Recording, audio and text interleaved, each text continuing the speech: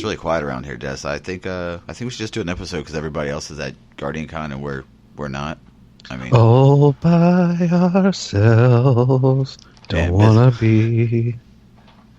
We miss you, Biz. We miss you, Biz. And Biz isn't here, so I mean, we might as well just do episode 59. No, right? Nothing else going on right now. I mean, yeah, except for Guardian Con, where everybody's at. Lucky bastards. Yeah, exactly. So, ladies and gentlemen of the RNG Revolution, welcome to episode 59 of the RngCast. I, as always, am Buster Knuckle. Joining me, this is your boy Raven.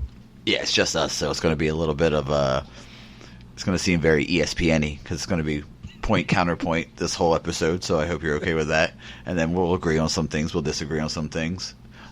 Just a disclaimer: Raven and I are best of friends. Whatever we say, none of us are going to. It's not meaning as any disrespect. Any trash talk. No trash any talk. Trash talk is entirely in good fun.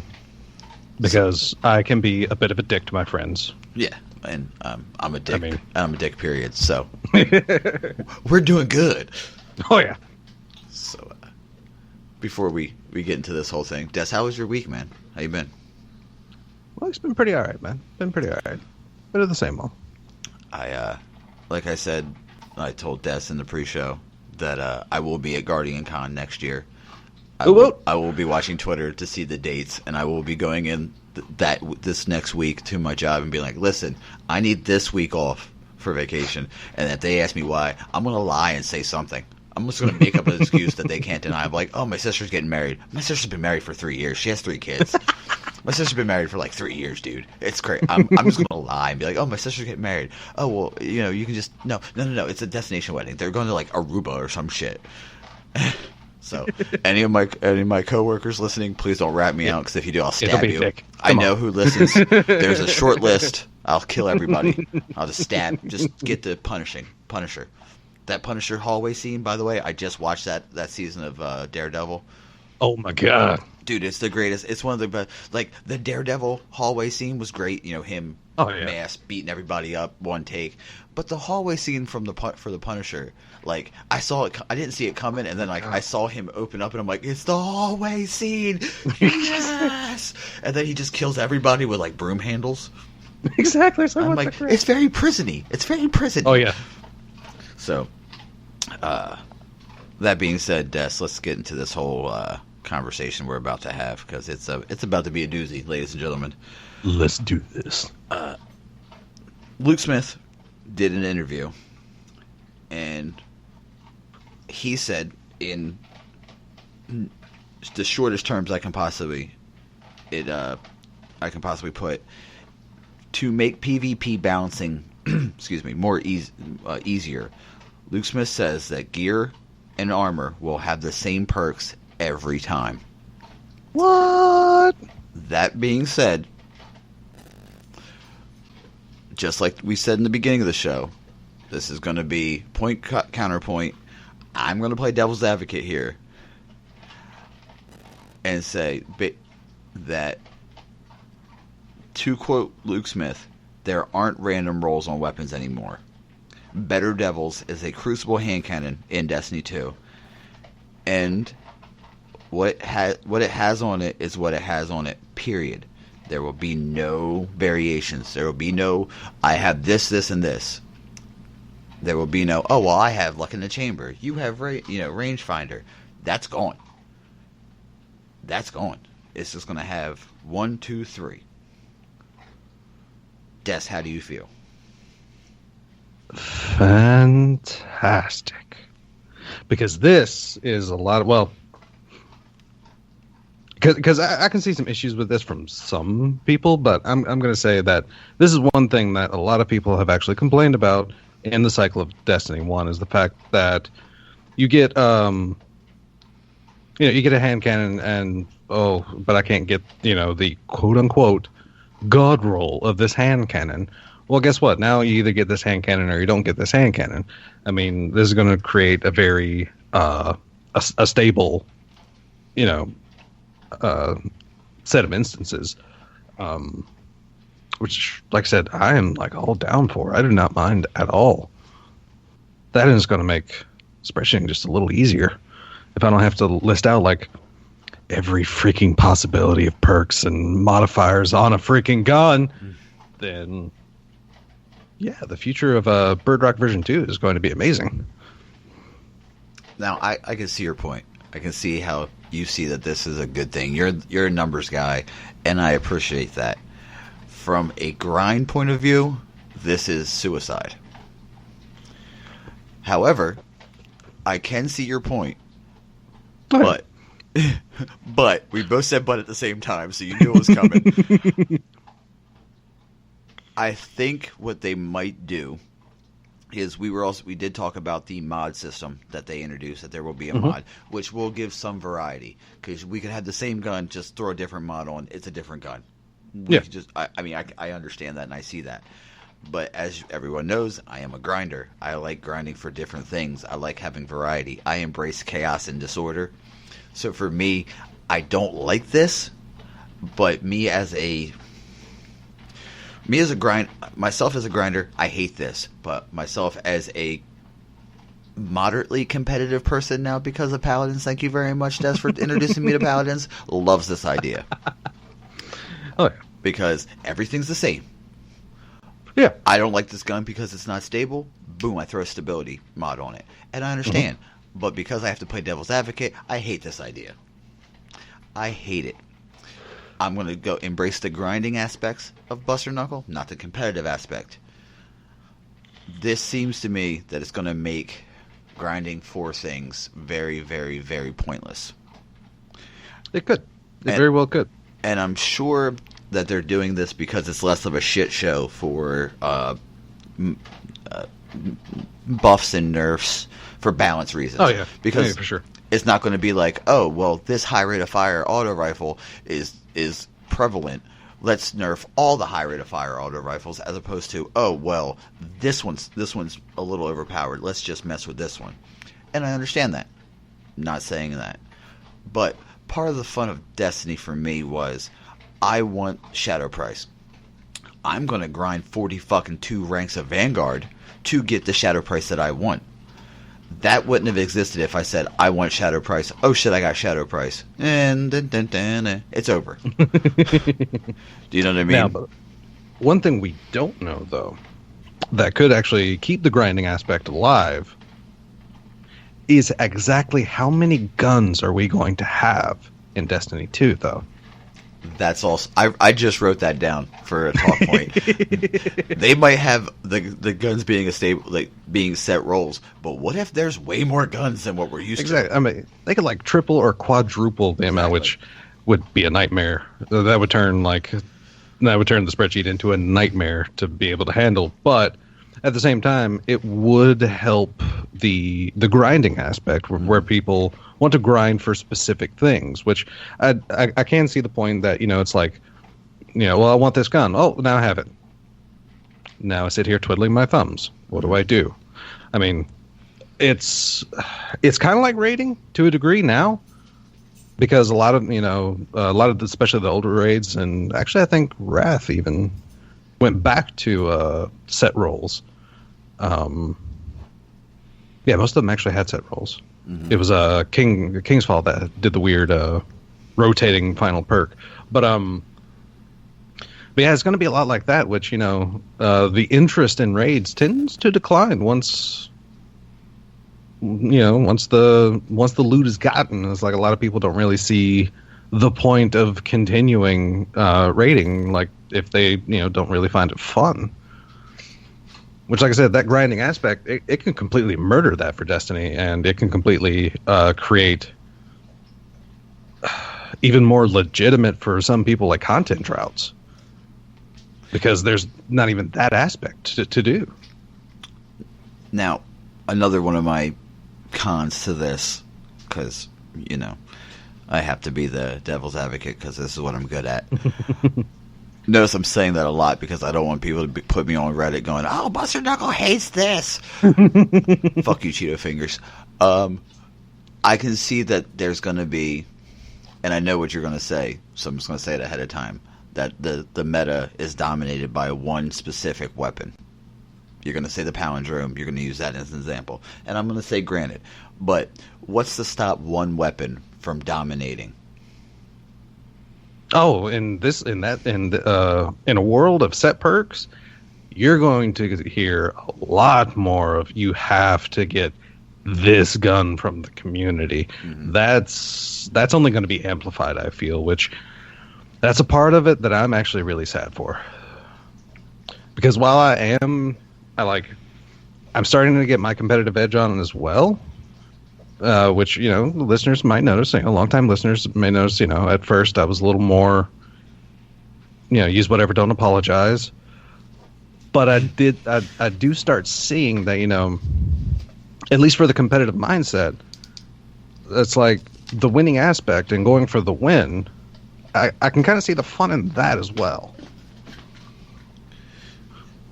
Yeah. Now, so I mean, now, I can get now it's win. Yeah. So I mean, now I can definitely see that, and I can definitely see using the better guns. But like I said, I can just. This Better Devils, which shout out to Bungie for continuing continuing the Devil You Know and the Devil You Don't naming tradition that was in Vanilla Destiny and The Dark Below. But yeah, it could be like people could see that and go, that gun's not good. Why are you using that? That's not good. I mean, why are you using this gun? You should get this gun. Use that gun. It's like, shut up. Like, occasionally, I'm just going to use whatever.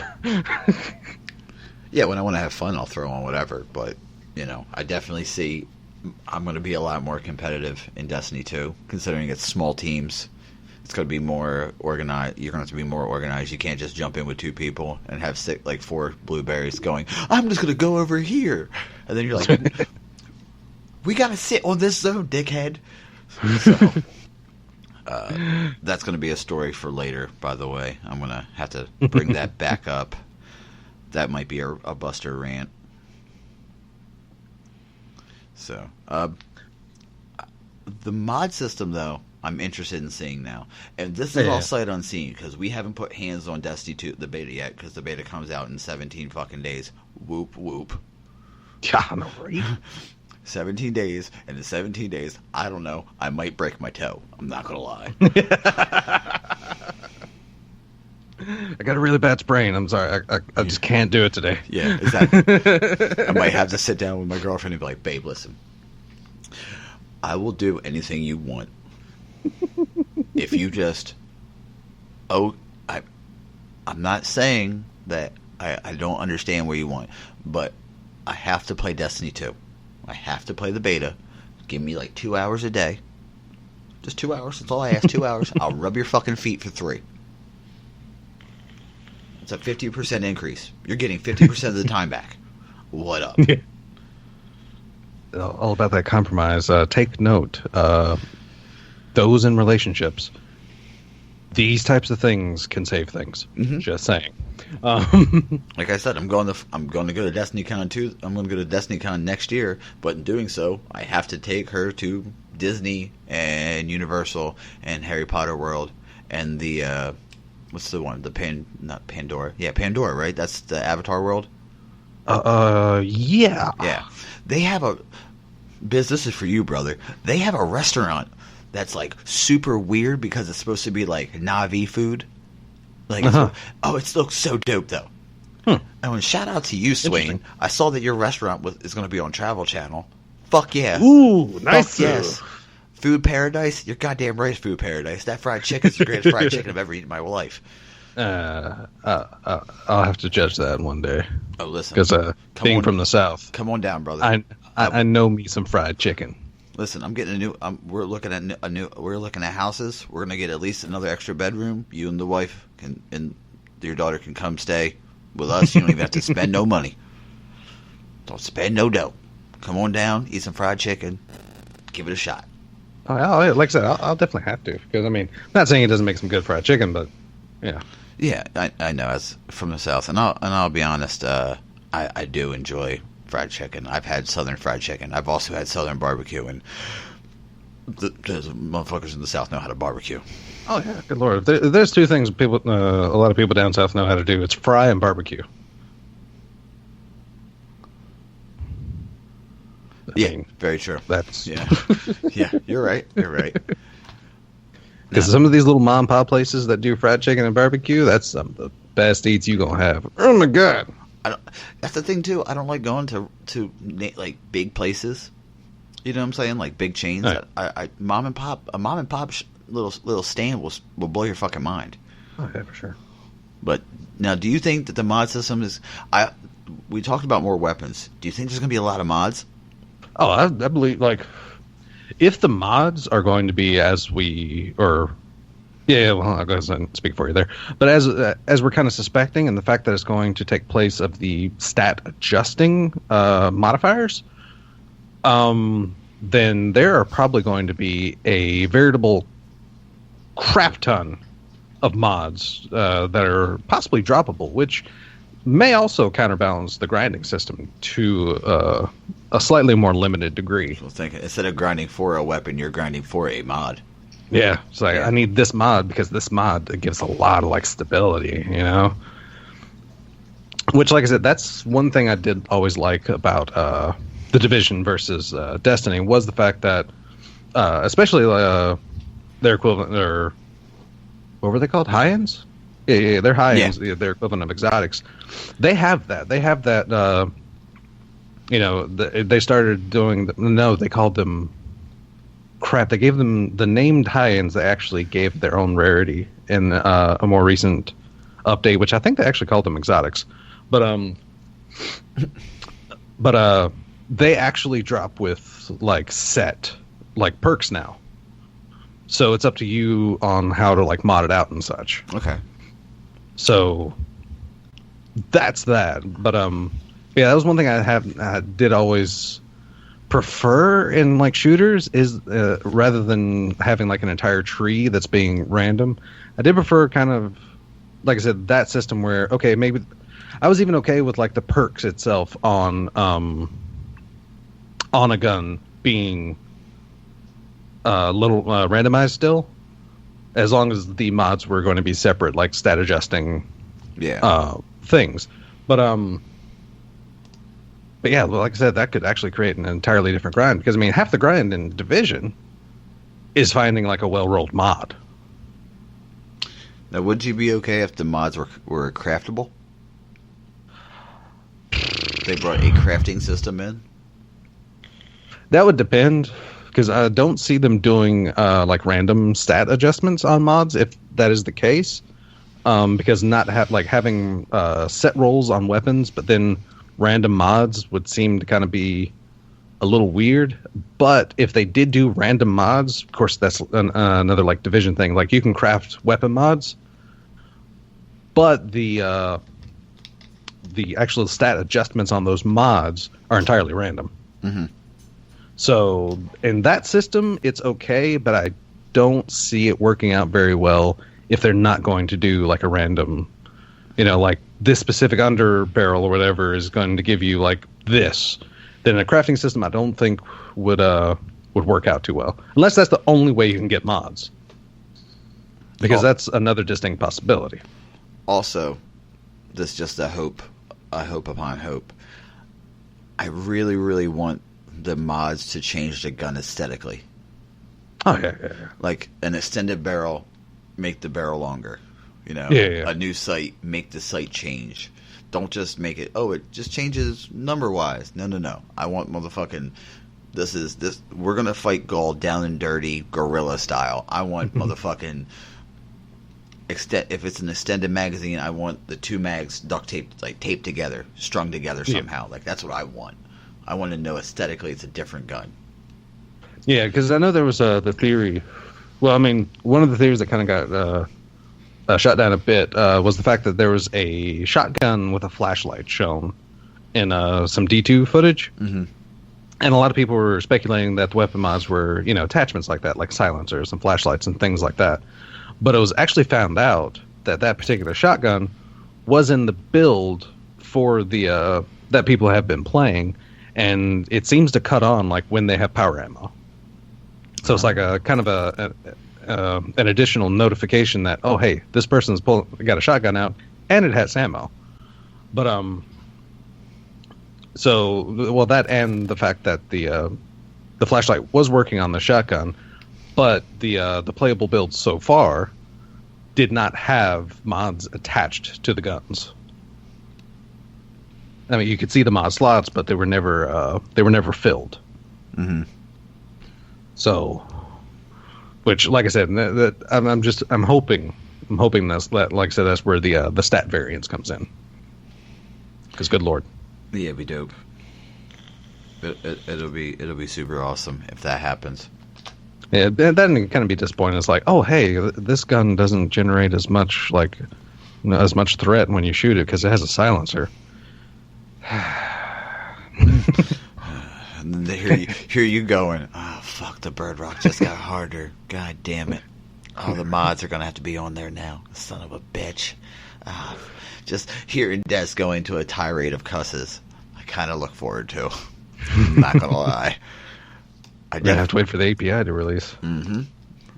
Which hopefully will be accessible in the beta. Like, I'm really hoping like they're going to put the D2 API out at the same time as the beta. And the prototypical Bird Rock 2 might go up like as soon as the light. I might be juggling between playing the beta and writing stuff down and typing crap out. I mean, I'm excited for it. I really am. Oh yeah. But when I read that article, I was a bit apprehensive. I mean, yeah. I definitely, a little bit of the grinder in me screamed. But the competitive guy was like, excellent. Oh yeah. It's like I said, you're definitely going to be able to keep track of exact guns that you either want to try or want. Mm-hmm.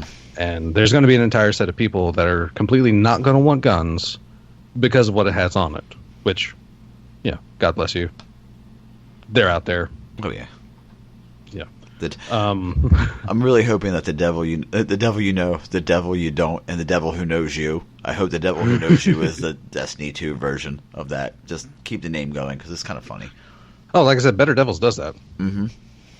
I literally, it would actually be amazing if that was a top tier hand cannon, though, because it would be a Better Devils. Oh yeah, it would be. That would be it. It would be hilarious. So.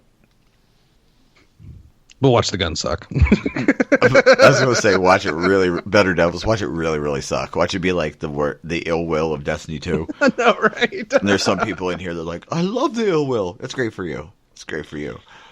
Please stop using the ill will. It hurts my soul. Use a fucking palindrome. Just accept it, okay? I've accepted it. Des told me 100 times, just use the guns that everybody uses. If you're good with one gun, you're good with all guns. If you can use a gun that people are like, oh, this weapon type sucks. If you're good with it, just use the guns with the weapon type that everybody. For God's sakes, just accept it.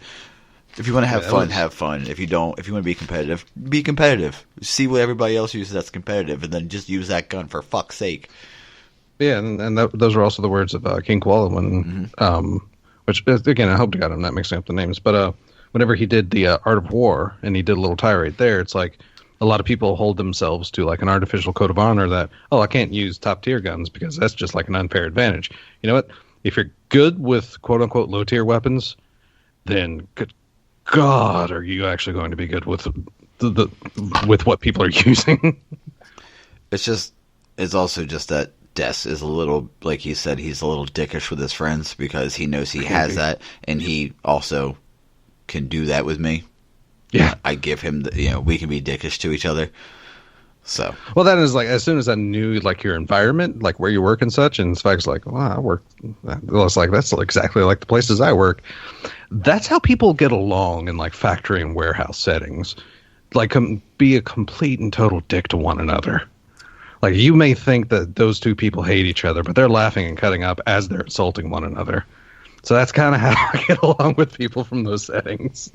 Yeah, I definitely, like, a lot of people understand now that if I don't bust your balls or make fun, or, like, kind of rib you a little bit, I don't like you. Yeah. Like, it takes people realize now, like, you don't like that person, do you? Like, no, I don't. Why? Because you don't talk to him. Yeah, when Buster goes quiet, something's not right. People have told me 100 times, like, dude, you look through this person. Like, you don't even look at them. Like, they could be in front of you talking, and you just look like you're looking through them. I'm like, oh, yeah, I don't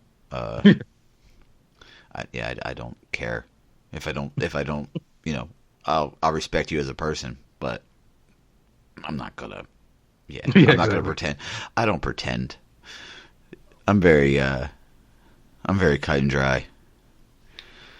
So, I actually used to work with an individual. It was actually hilarious because I did not like this person, but I had to work side by side with him for a while because, in just the setting of the job. But I didn't like him. I didn't like talking to him, and he kind of caught on to the fact that if he didn't mention like comic books or comic book movies or something kind of nerdy around me, I was very short responses around him. Mm-hmm. But I don't care who you are, but if you can carry on a decent conversation about a comic book movie, I will carry on that conversation just because of my nerdiness. So he kind of caught on to that, and that's where 90% of our conversation started to revolve around. It's funny when people talk about something nerd. It's like in Highlander when they feel the quickening. You're like, exactly. I am compelled to speak on this topic now. Or like in 13th Warrior when he speaks to the Norsemen, like, you know our language. I listened. Say what you want. God, I love that. 13th Warrior was a great movie. I don't give a fuck what you say. That was an awesome movie. But I kind of feel bad I haven't read the book yet.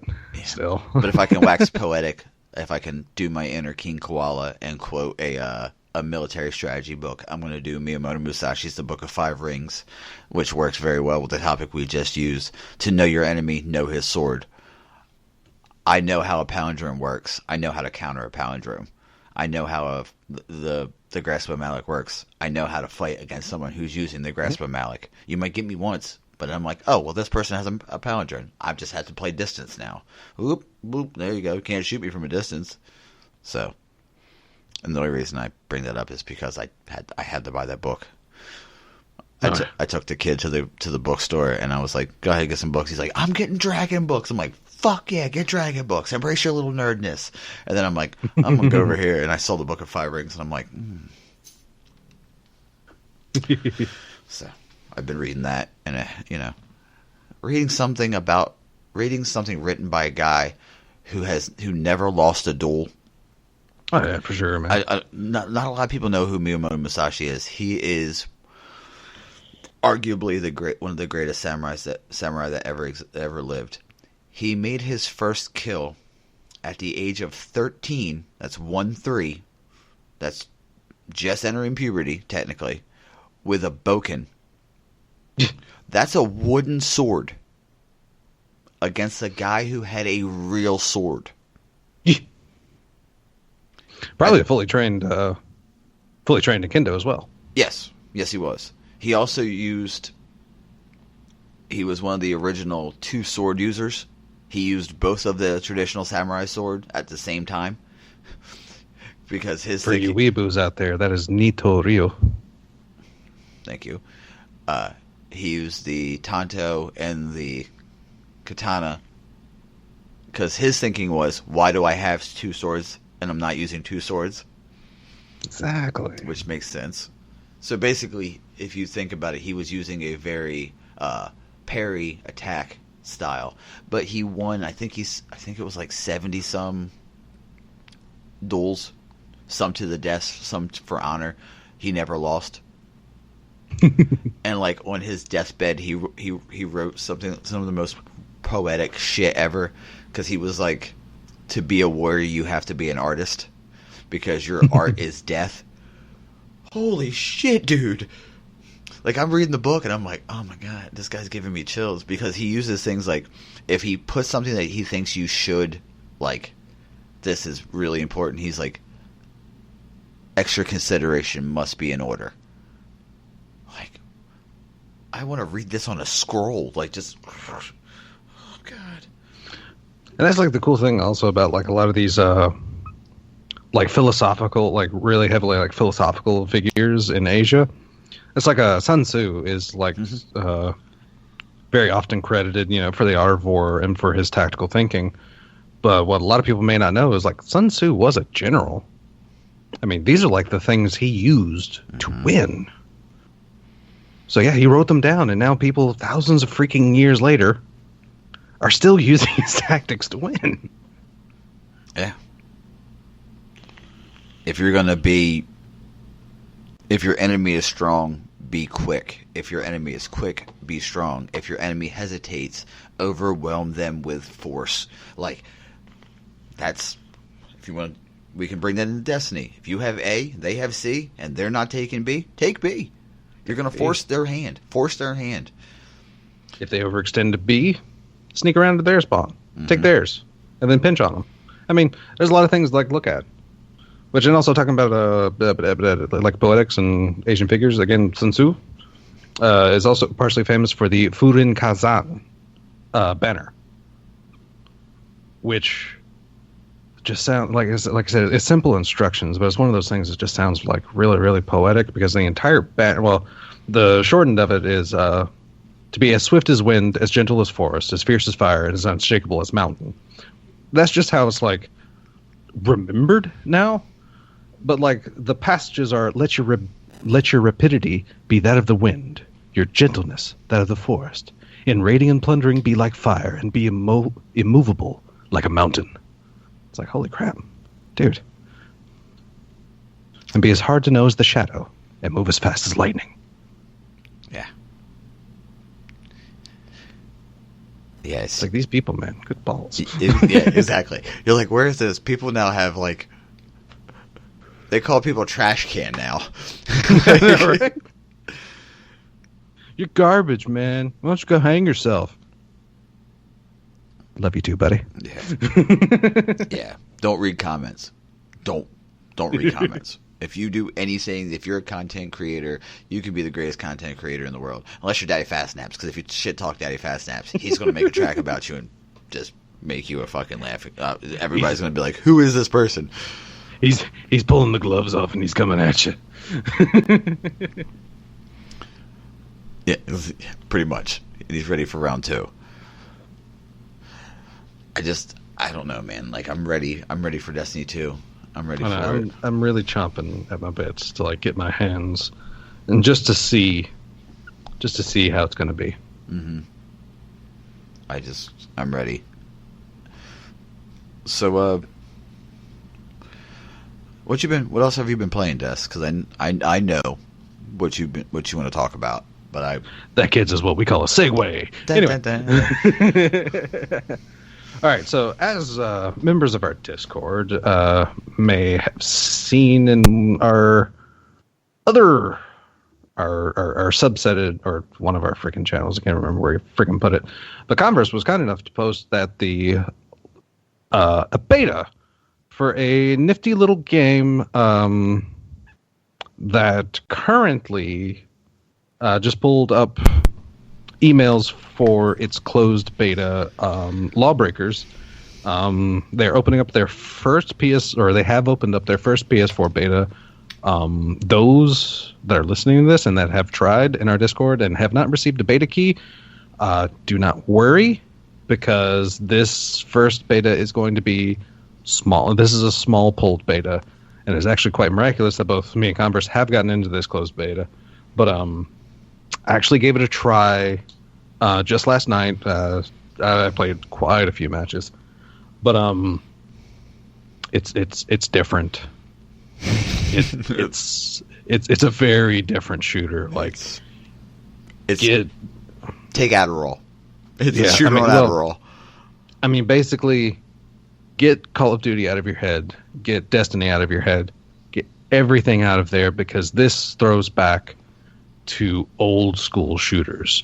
When you take damage, you're not regening health by yourself. You're picking up health packs.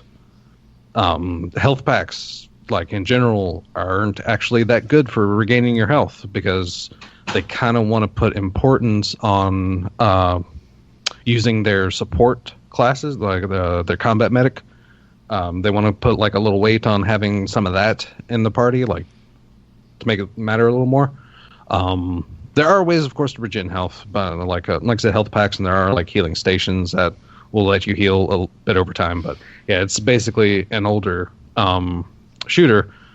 I played 2 matches of LawBreakers and went massively negative in my first 2 matches. massively. I'm talking like 2 kills, 13 deaths. It's no bueno. But I had to get something in my head. I found out who developed. This is actually this developing studio's first game. That they're putting out is LawBreakers. As far as I've read. I think it's Bosky Productions. But it's made by Cliffy B. Exactly. Mm-hmm. And Cliff, as I read, was he was the director for the Unreal series of games. That's right. That game that I played back in early 2000, 15 years that I played and was actually pretty decent at, and 15 years ago was the last decent game I was in. Yeah, he made this one. As soon as I got that mindset back into my head of what I was playing, I did drastically better. Once I got into my old Unreal Tournament mentality, I actually started improving a lot. But LawBreakers is a very interesting game because it is actually compared to Destiny. It's probably fairly similar to Destiny in terms of time to kill. But it's got, for those that are familiar with it, it's basically got movement capabilities on par with something, or maybe not on par, but very similar to Titanfall. Almost every character has very crazy movement abilities, but each character moves around differently. It's you got one character class, the Wraith. He moves around with a combat slide, and that's how he gets around quickly. I forget the class that I used. I think it was Enforcer or something. But he has basically a sprint. And that's how he gets around the map. But the interesting thing is his sprint, when it's active, actually increases his rate of fire. So while he's sprinting, he can kill you faster. Okay. Yeah. There's there's no, as far as I've seen, there's no aiming down sights. It's one of those games. Your traditional fire button is a primary fire mode. There's a lot of weapons that have a secondary fire mode. A few classes actually have an alternate weapon that you can pull out. It's one class. I think the combat medics themselves primarily use a grenade launcher. And the pistol, it's a 3-round burst pistol, right? An energy pistol. Yeah, it's 4-round burst. Well, close. Without playing it. I didn't. Weird too, I watched the video and I didn't count the rounds. I just saw, you know. Yeah, it's a burst fire pistol. So I mean, there's some degrees there that get different. Hilariously, I didn't realize that there's 2 factions basically that you play as in the game that changes between rounds. There's the faction of Law and the faction of the Breakers. Get it? Because it's called LawBreakers. Yeah, but yeah, the classes even though there are different characters, each class that the character is under actually plays exactly identical to the other side. The only thing that's different is possible character specific skins that you have unlocked, or the dialogue that they use when getting kills and such. Which can be hilarious. Like I said, it's fast time to kill. It is crazy mobility. You can kill people with a kick, because your melee is basically a kick. And if you kill a person with a kick, a shoe print comes up on the person's screen. So you know when you die to a kick, because you'll have the imprint of a shoe on your screen for a second. Which is another cosmetic unlock too, is exactly what shoe print. Each character has their own unique shoe prints that you can unlock, and it gets crazy into that detail. But yeah, it's definitely like I said, it's a faster thing. Not everyone. It does get rid of your traditional sprints in exchange for movement abilities, and I was being told that early footage of it, a lot of people would see and say it plays like Overwatch. But then as soon as someone gets in and plays, no, it plays like old school Unreal Tournament. It's that style of game, which But there's no radar. There's no way to predict where your enemy is going other than getting to know them. It is all about awareness, which really, really sucks because they have a very cool, minimalistic, like super informational user interface. You can't pay attention to it because that's going to get you killed. And that's like, so far, the only thing I really don't like about it is the fact that they have this user interface. It's nice. It's up there. It's pretty crisp. It's clean. It's like minimalistic. It doesn't get in the way.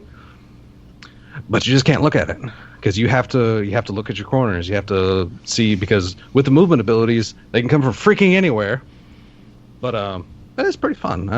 I enjoyed it so far. I haven't played it a lot. So yeah. That's my take on Lawbreakers so far. Like, one day in, it's not bad. It's not bad. It's definitely going to give you, like, we'll say, like, on the road to D2, it's definitely going to get you to start paying attention to your surroundings rather than having to use a radar to predict where they're coming from. So it'll definitely put that on your mind, like, to pay more attention, like, damage indicators and, like, where that's coming from and having to react to things a little faster. I did watch several YouTubers play. Blessius played. He played the combat medic, and I'm like, okay, if I ever get the beta code, I'm playing the combat medic. The shit looks dope. I'm not gonna lie. You throw fucking robots at people, and that's how you heal. Yeah. He's also missing a jaw. Like, he has a robotic jaw attached. Yeah. Which is like, it's very, very Unreal. You can see it's like a sequel, like a spiritual predecessor. Yes, it is a spiritual successor to Unreal, for certain. Because, like I said, the gunplay and everything just feels so much like Unreal. And I'm kind of glad that for the Titanfall free weekend, I did play some of that, because the movement otherwise may have really caught me off guard, since I'm really not used to that much movement in a shooter. But yeah, that helped me kind of segue into this. So that's going to be like a really like hard, like for people used to something a little more like Destiny where it's movement but not crazy movement. That's going to be a little like hard to grasp around, is like the crazy movement abilities. And like I said, you're going to have to learn maps, because you're going to want to know like where the health packs are, like in an emergency, where the healing stations are in an emergency and stuff like that, which for like the last 2 games I played, that was one of the reasons for quite a few of my kills, because I'm sitting there starting to look around and it's like, the character I was using has like 400 health, and I would be sitting at like 50 health, and I'm like, I don't know where to look for a health, so I'm just going to start shooting at this dude, and if I die, well, I'm going to respawn with full health. So map awareness. Yes. See how that works.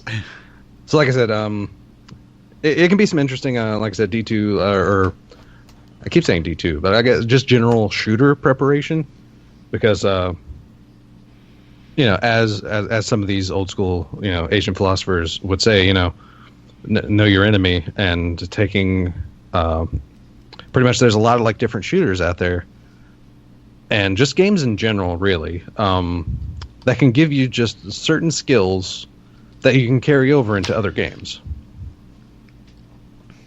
Yeah. I have a rant brewing. I'm just going to let you know ahead of time. I have a rant brewing. I'm not even going to put the bake drop in. I might put the bake drop in, I'm not going to lie.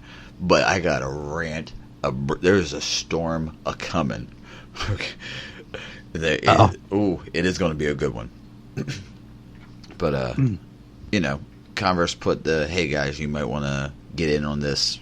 Put your email in. I put my email in. I'm like, am I going to get in? And I watched a couple of people play, and I'm like, oh, if I get in, that'd be great. That'd be so nice. This particular beta, like I said, it's going to be small, but don't worry. They are going to be. They're just making sure things work, and as of right now, it is a dedicated shooter system, or not dedicated server system. But so far, like for an opening beta on the console, I gotta say, like net playing or the net code feels freaking fantastic, man.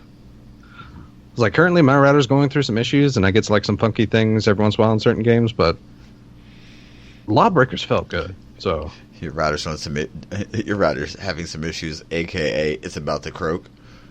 Yeah. It's wanting to commit seppuku, Yeah, but I'm keeping it alive. It's fucking. It's like Flintstones. There's a beaver inside chewing on wood, powering your router. It's a living. Yeah. Womp womp womp womp. I'm so ready. Like I've made an active decision that this year I will be more of a gamer and less of a Destiny player. I will be getting more games because I watched E3 and I'm like, oh, I want that game. I want that game. I want that game. And as everybody knows, for a while I've been playing Paladins, and I fucking love that game. I fucking love it. Like, I get mad when people are like, oh, it's an Overwatch ripoff. No, it's not. No, it's not. No. 100% it's not. Feels very different. I played Overwatch. I didn't like Overwatch. I play Paladins. I love Paladins. I love Paladins so much. I bought the motherfuckers in beta. I bought it. I'm like, oh, I'm just gonna buy this fucking game. Yeah. Tried Overwatch twice. Didn't buy it. Like, enjoyed it. I think you enjoyed it more the second time. Mm-hmm. But yeah, still don't own Overwatch. Nope. Played Paladins for like a week. Yes, now a Founders Pack owner. Yep. And I'm really debating buying skins for my characters I play. And I'm just sitting here looking like, God damn it. God damn it. That's so good. Do I want Ying or do I want Ruckus? Do I want Drogos or do I want Torvald? Who do I want? I can't buy all the skins. And what really pissed me off today, this is a precursor to the rant, by the way. Uh-oh. I'm on YouTube, and I follow High Res Studio, and they were like, oh, buy the Realm pack. You get this cool ice, it's called like Ice Mare. It's like the fire horse, but ice. Oh, yeah. You get like a bunch of chests and a bunch of this and a bunch of that. And I'm like, oh, and it's only $4.99. I'm like, oh, fuck, I can spend $4.99. I mean, come on now. I can definitely spend $4.99. I go on, I'm like, yeah, I'm going to get this Realm pack. I'm going to get this ice horse. I'm going to get this. It's not here. OB53. Fuck you. Because we're 2 weeks or a week behind. And I think I clocked it at like 2.5 weeks behind. Okay. So, but sadly, like Paladins on console is usually a full patch behind. Yeah, or a full build behind, let's say. So we're OB52. Yeah, we're console like the most recent download was OB52, and by the time we were able to download that, OB53 was up for PC. Yeah, so we're a full patch behind. But I joined it, like I told Des this, but I'll tell you guys this too because I love you guys. I joined a couple Discords in about Paladins, and it's very PC Master Racy. Oh yeah. And oh yeah, surprise, right? I jumped in and I was like, "Hey guys, just found Paladins. I'm a PS4 player." And one guy responded, "We're all PC here." And I'm like, "So, it's the game, right?" And then the dude was like, "No, well, you won't have anybody to play with." I'm like, "But I can talk strats and I can talk characters. So what's the point?" And then the dude like put a couple other things, and at the end he was like, "I'm surprised you're still here." I'm like, "You don't know who I am as a person. I'm a defender. This is my zone. This is my home. Nobody comes in my zone or my home." Or I'm Makoa, dropping my turtle shell. Whatever message you want to use, whatever game.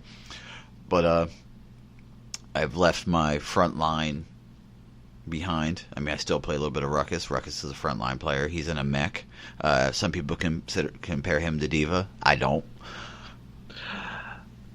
Yes, he is a character inside of a mech. Fairly similar, but only from... Well, so that's the thing, because a lot of... There's a few characters that have similarities to other characters, and like even as far as like roles go, because Diva's tank, Ruckus frontline, same freaking thing, but it's the nuances that get it. Like there's certain things that are different. Like I know early, like before I even got into it, there was a lot of comparison to Makoa to Roadhog. Roadhog, yeah, because they both hook people, and that's about where it ends. Mm-hmm. Ruckus, yeah, he's a goblin in a mech. Diva is a Korean chick in a mech. They have mechs in common. That's about it. Somebody made a reference of Sky being Tracer. I'm like, No. No, Tracer's abilities and crap are a little too widespread across many other characters. Yeah, Eevee. Yeah, Eevee has the blink. Ying can teleport. Yeah, Ying has like these like teleport things, but I mean, because I've had a hard time finding like a Tracer-esque character as far as that goes. Androxus is a interesting, like, if McCree and Reaper in Overwatch did the fusion dance, I feel like Androxus would come out. Yeah, I can see that. Yeah, I can see that. I do like Androxus. I've been messing around with him. I haven't played any flank characters, but I was thinking either Androxus or Eevee because I see how mobile Eevee is, and I like that shock and awe aspect. But Androxus is just so fucking scary. He's a god killer. They didn't say what god he killed. There's no lore in this game. We talked about that last week with Dan. There's no lore at all. Yeah, we just know he's a god killer. Hopefully not yet. Come on, Hi-Rez. Yeah, I think. Come on. I mean, they're still in open beta. The game's not even out yet. Hi-Rez, I'll write for you. Oh, please, yeah, I'll write for you. Please, let me write. Let me write how Ruckus found Bolt. That and they're local for me. Like, guys, tweet at Hi-Rez. No, not really. Please hire Raven, Hi-Rez, hire Raven, and then by proxy hire Buster Knuckle. Please.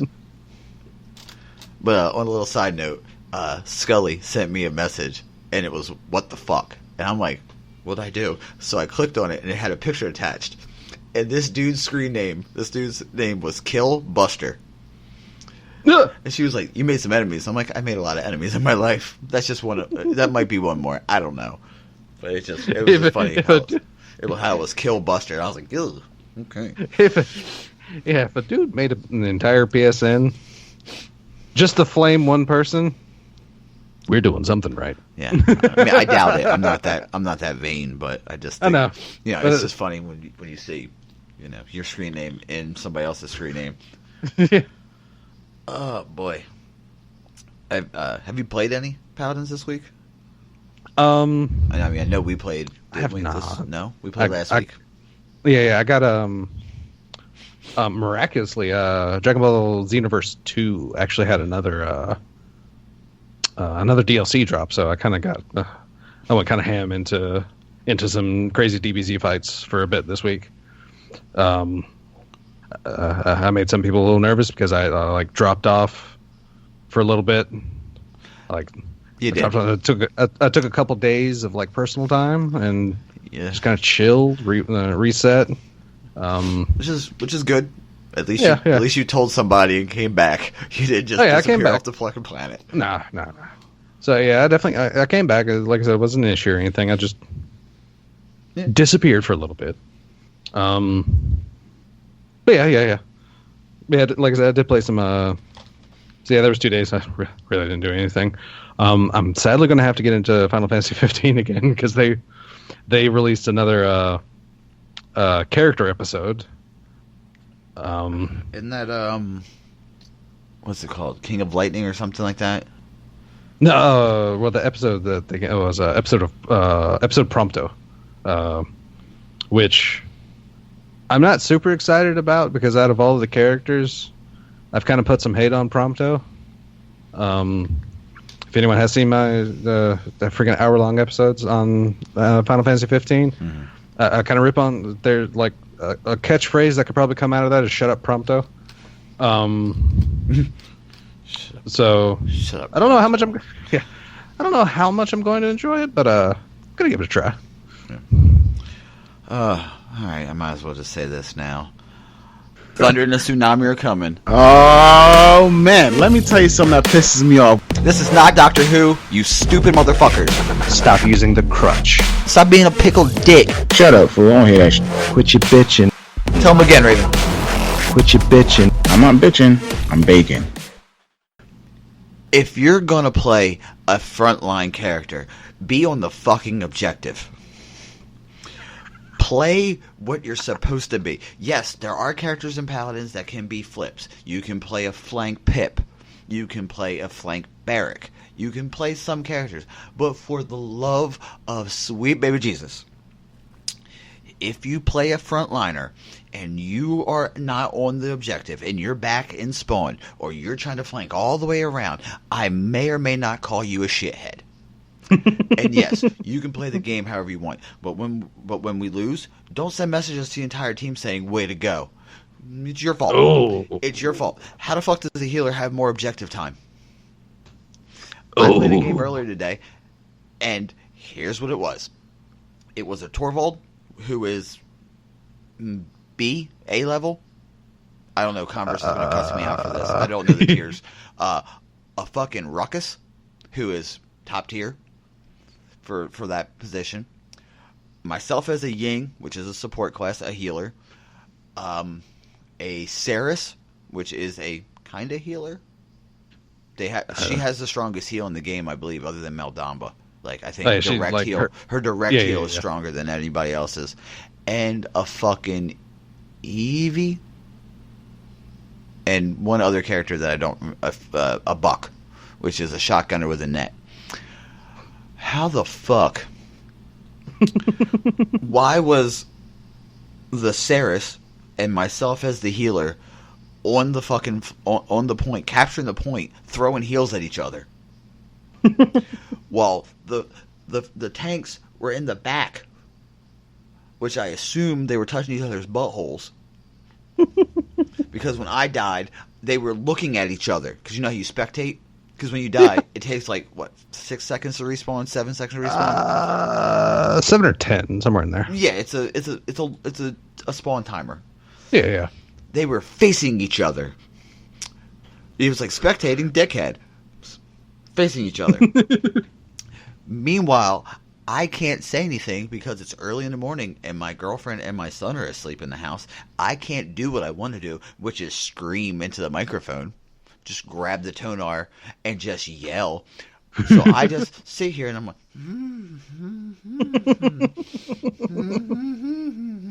and then we lose. And we don't lose by a little.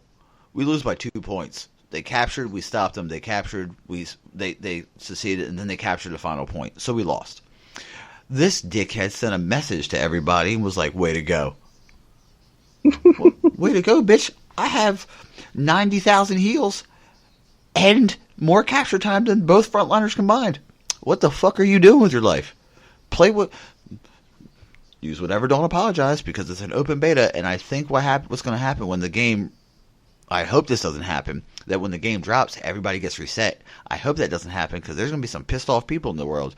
I don't think it's going to happen, but I wouldn't be surprised. Because they can say, it's the beta, it was open beta, now it's the game.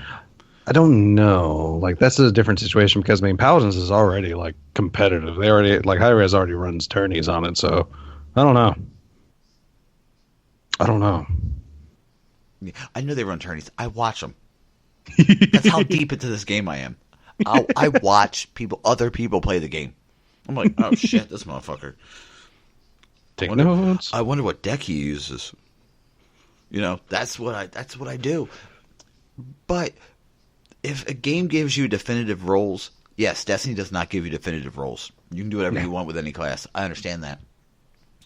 But if it says this character is a flanker, and you're running around trying to capture the objective, I'm so mad I'm knocking my microphone over, folks.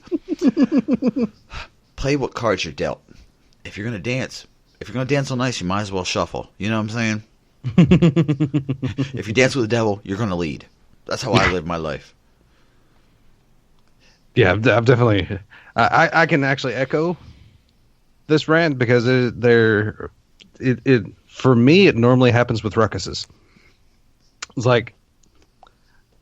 It's normally I'll give it that situation is nothing but infuriating, but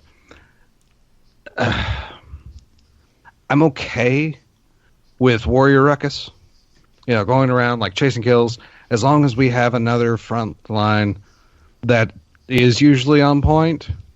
What aggravates me is when they are the sole front line, the sole survivability. Yeah. Front lines are front lines because they have a royal crap ton of health compared to other heroes. And typically can drop shields.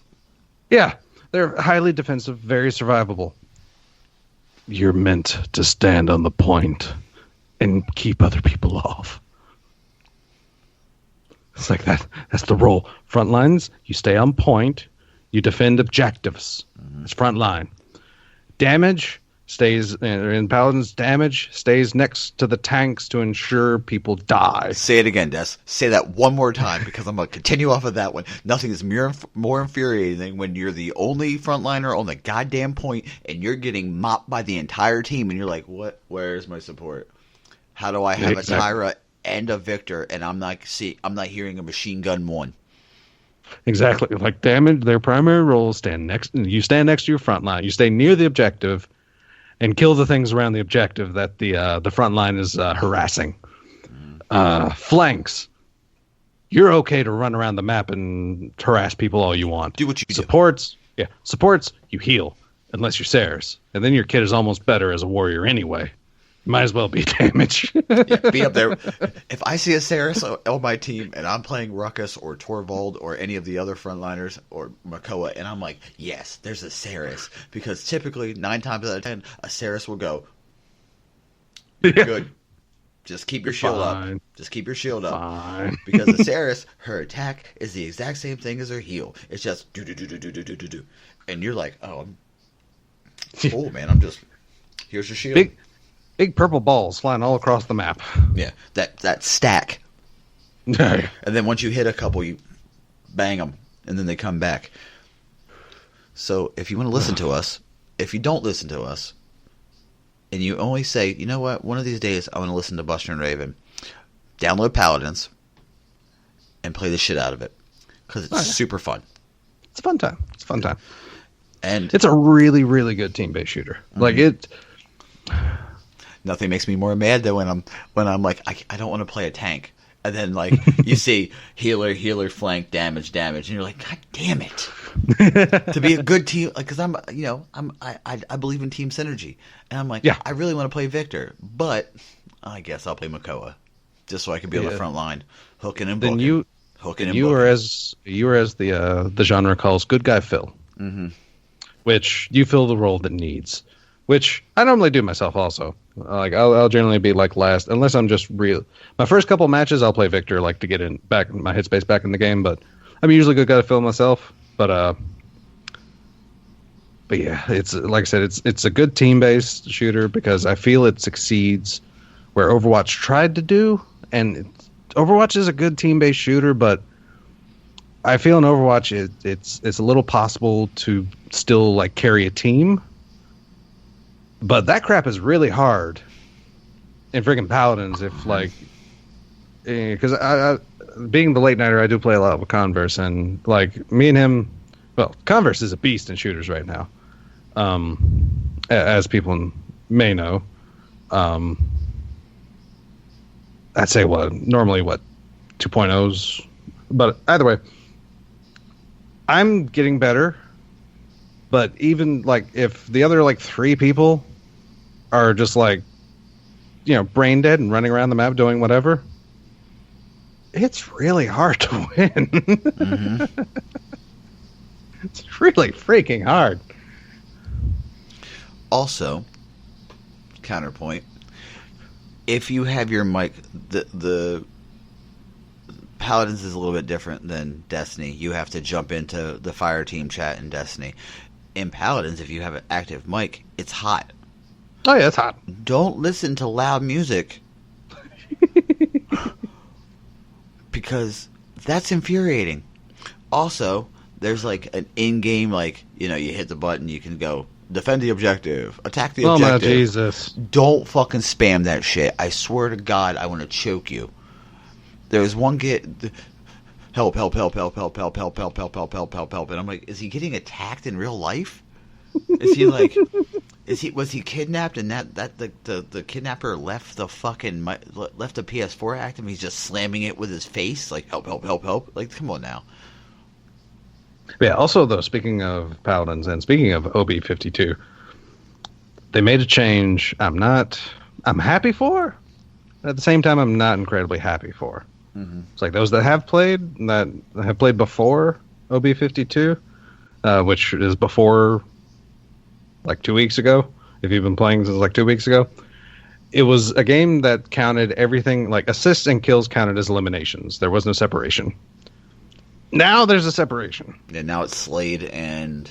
Now you have a kill, a death, and an assist ratio, which I like because now when I do good, I can see how well I'm doing. Mm-hmm. Like how many kills did I actually get? Because when the screen's telling you you went like 43 and 5, that's a little offsetting in your mind. You think you're doing way better than you are, maybe. But it also sucks because I think, it was Grok, and I went like 0 and 5, but Grok is a support, so I didn't feel that bad. Yeah, Grok is like a combat medic to me. To a degree, because he's... I think I've equated him, like he can... If people do what like a lot of people tend to do in team-based shooters, like if you see the lineup go damage, flank, it's like, well, I'll pull out Grok because I can A, play support, and B, Grok just has a kit that lets him survive for an ungodly amount of time.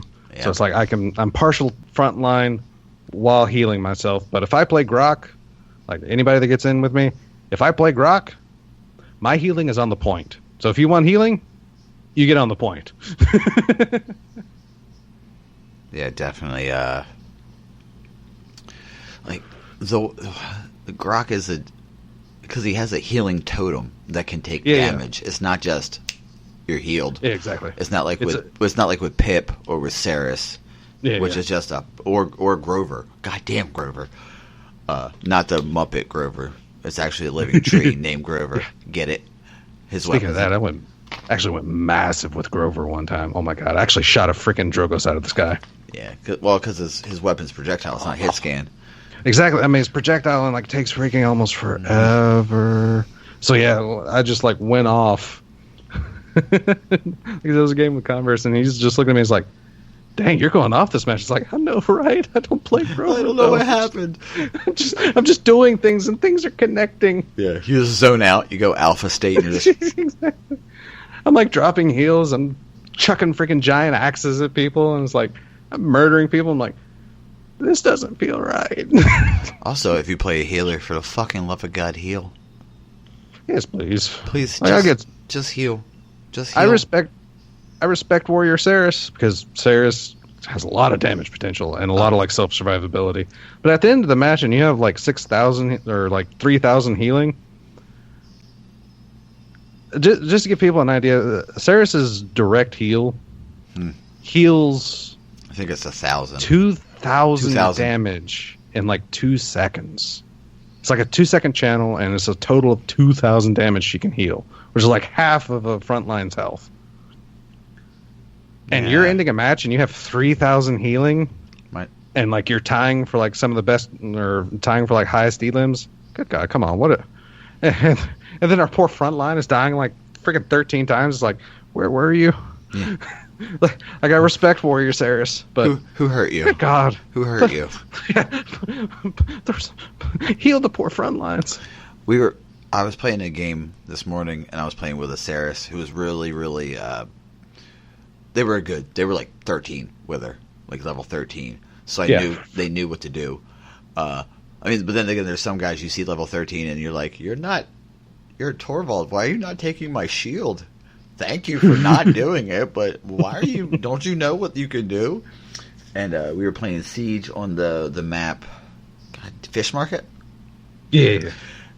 And they captured. It was 3-0, and they captured the point. Because here's a surprise: no one was on the capture point with me. And Saris is pretty squishy, so I couldn't get healed. And I was playing Torvald. They came around the corner, and the way it works is there's a wide open space that you can fall off the map. Yeah. I charged my shield. I gave the Saris a shield. I ran around the corner. She used her ult and bunched the entire team in one golf ball. And her super is basically a black hole that pulls every enemy into it. And I had my super as Torvald, which is basically almighty push, if I can use Naruto references. Yeah. So I basically just golf balled the entire team off the map with my ultimate, which makes you feel like a fucking badass. Because it's a stun as well. It stuns them, and then you're just bum, bum, bum, bum, bum. And I got to play the game, which was awesome, because it feels good to get to play the game when you golf ball a team off. And it was like, pentakill, all the team is dead. And then like the announcer was like, did that just happen? So I was, because like the 1 gold special announcer pack. Oh yeah, why not? He's one of the. It's one of the developers, right? One of the devs. I don't know if he works. Crap, now Converse is going to be mad at me because he actually told me who it was, but I know he's a developer for Smite. He actually designed one of the gods in Smite. I'm not 100% sure of what his capacity is in Paladins, but he is a high-res developer, yes. Okay. And his voice pack is freaking hilarious. My gird. It's basically 1 kill. If you make 1 kill in a game, you can download it. You can get it. It's 1 in-game currency. It's a gold. It's 1 gold. Real quick before we continue on, we have a topic to discuss, which we've kind of discussed, but we can go into it further. From one of our Patreon listeners in the Discord as Fred Bob Bazooka. He is the mystery. Remember the mystery supporter that I didn't know? He tweeted me and told me. So he put here's my unsolicited topic for the show. By the way, no topic is unsolicited in RNG. All topics are welcome. Some sequels are considered worse than their predecessors because they took away some essential aspect of gameplay. For example, Diablo 3, Unreal Tournament 2003. With news of things like no random perks on weapons, no stats in a talent tree, what level of fear do you have that Destiny 2 might fall into that category? I mean, we did cover that a little bit, but I mean, yeah, is it a fear? To that degree, I'm going to say not. Because he did like further the thing. I think possibly where he said where he gave the example of Unreal Tournament, and there were servers specifically where players and like map creators were around, but like they dropped like custom mapping from the 1999 Unreal Tournament to Unreal Tournament 2003, and so that particular aspect of the community basically just disintegrated into 2003 because that feature wasn't there. Mm-hmm. But like I said, I don't know if the change to a solid will like disintegrate a community quite that drastically, because I mean that comparison is like a huge. That's like, what if Destiny 2 releases without PvP? I mean, we know it does, but that's like the example. In my opinion, that would like really change things drastically. What if there was no like strikes in Destiny 2 or raids or anymore, and it just focused on the PvP aspect? Then I think it would be a more accurate instance. But as far as just like setting fixed roles onto things, I don't think it's going to affect things too drastically, except the spreadsheeters. Like I said, Bird Rock might be a little easier, might be a little more of a headache. Our boy Mercules from the Massive Breakdown podcast, which you can find out there, his spreadsheet will also have to tweak here or there, maybe, because I think he's more, I don't know, regularly especially is more like solid stats, I think. Mm-hmm. But yeah, I think that's, I don't think it's going to change things too drastically. I don't think, like in that aspect, I don't think this is a make or break. Well, I don't know, it could be for some. As a player, I'm not worried because we discussed that a little bit ago. They're adding so much to the game, to Destiny. Oh, yeah. And the story is so intense that I don't think people are going to be like, oh, it's not sixes, or, oh, no, Trials isn't the same, or, oh, there's not, you have to put mods on weapons for them to be unique. Whatever. I understand. But as a podcaster or a content creator, I'm not worried at all. No. Because, I mean, we don't have much to talk about in Destiny, but we still have a show every week because we're not really tied. We're not handcuffed to Destiny. So if Destiny 2 isn't the smash hit everyone thinks it's going to be, we'll be okay. Oh, yeah. I mean, that's part of the greatness that of the show, because we don't need to talk about Destiny. We can just talk about whatever, random. Yeah. Which, like I said, I'm not going to... I definitely won't throw anyone under the bus, but, a lot of Destiny podcasts obviously have Destiny, like in the name of the podcast. They're pretty much handcuffed to Destiny as a whole. Mm-hmm. And like Subcult, a few episodes back, actually had that question. It's like, what if, like, we all just fall out of Destiny? And I said it there, and like I'll say it again. We formed this, I guess, more about like community and being able to talk video games. Mm-hmm. If the video game we love changes, we're still going to be around. We're not going to have to change a title, and like we might have to change a graphic, but that's about it. Yeah, maybe. Like, yeah, that's a huge maybe. But I mean, it's always going to come down to the fact that yes, Destiny formed the RngCast. Very specifically, the week of the Omnigul grind. So that's a very important part of our history. It's what got us together. We were three guys that came together because of our love for Destiny, and nothing is going to change that because, well, that's history. That's pretty much set in stone by now.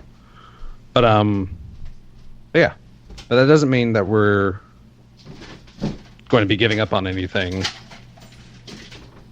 And yeah, we're going to roll with the punches. We are going to go wherever our hearts lead us. And that's pretty much that. I mean, I definitely think that worst case scenario, if Destiny 2 smashes the rocks like a bird, because I watched Earth 2 and there's a fucking bird in, like, I don't know, some weird, I think it's like Patagonia, and when it's born, like literally when it hatches, the parents fly down the cliff, and then the bird jumps off of the cliff to learn how to fly. And if the bird dies, it's like, well, the parents like, well, it wasn't meant to be. And then some birds like smash rocks, and then they get up and they're like, oh shit, I survived. And then that bird is like raised and shit. It's crazy. I watch Earth 2. It blows your mind, nature. But I definitely think I can't picture going a week without talking to you guys, like just in general. And I know Biz isn't here, so it kind of sucks to say, but yeah. Yeah, Omnigul. It's fucked up to say the Will of Crota brought us together. Yeah. Basically, we are the personification of the Will of Crota. So I mean, we'll still be here. Oh yeah, geek never dies. We just evolve. You can't be rigid. You have to be like water. Quote Bruce Lee. Water fills its vessel. Our vessel is geekdom. Mm-hmm. We will flow. Geek is wide. Geek is vast. Yes. Also, another interesting question from Known by Alex. He's our most recent Patreon supporter. Patreon.com/the RngCast. The loudest cereal I've ever heard in my entire life is being poured. Let's just respect that for a minute. The kid has boulders in a box, apparently. Holy shit. What are you pouring? Gravel? High in iron. High in iron. Yeah, for sure. Jesus Christ, kid. I hope everybody can hear it, because... No, I can hear it. So yeah, it'll come through. Great. Because I want... also, somebody mentioned, I've listened to a lot of podcasts, and one of the podcasts was like, the reason why... I'm not talking about us. I'm talking about the podcast in question. I won't mention names.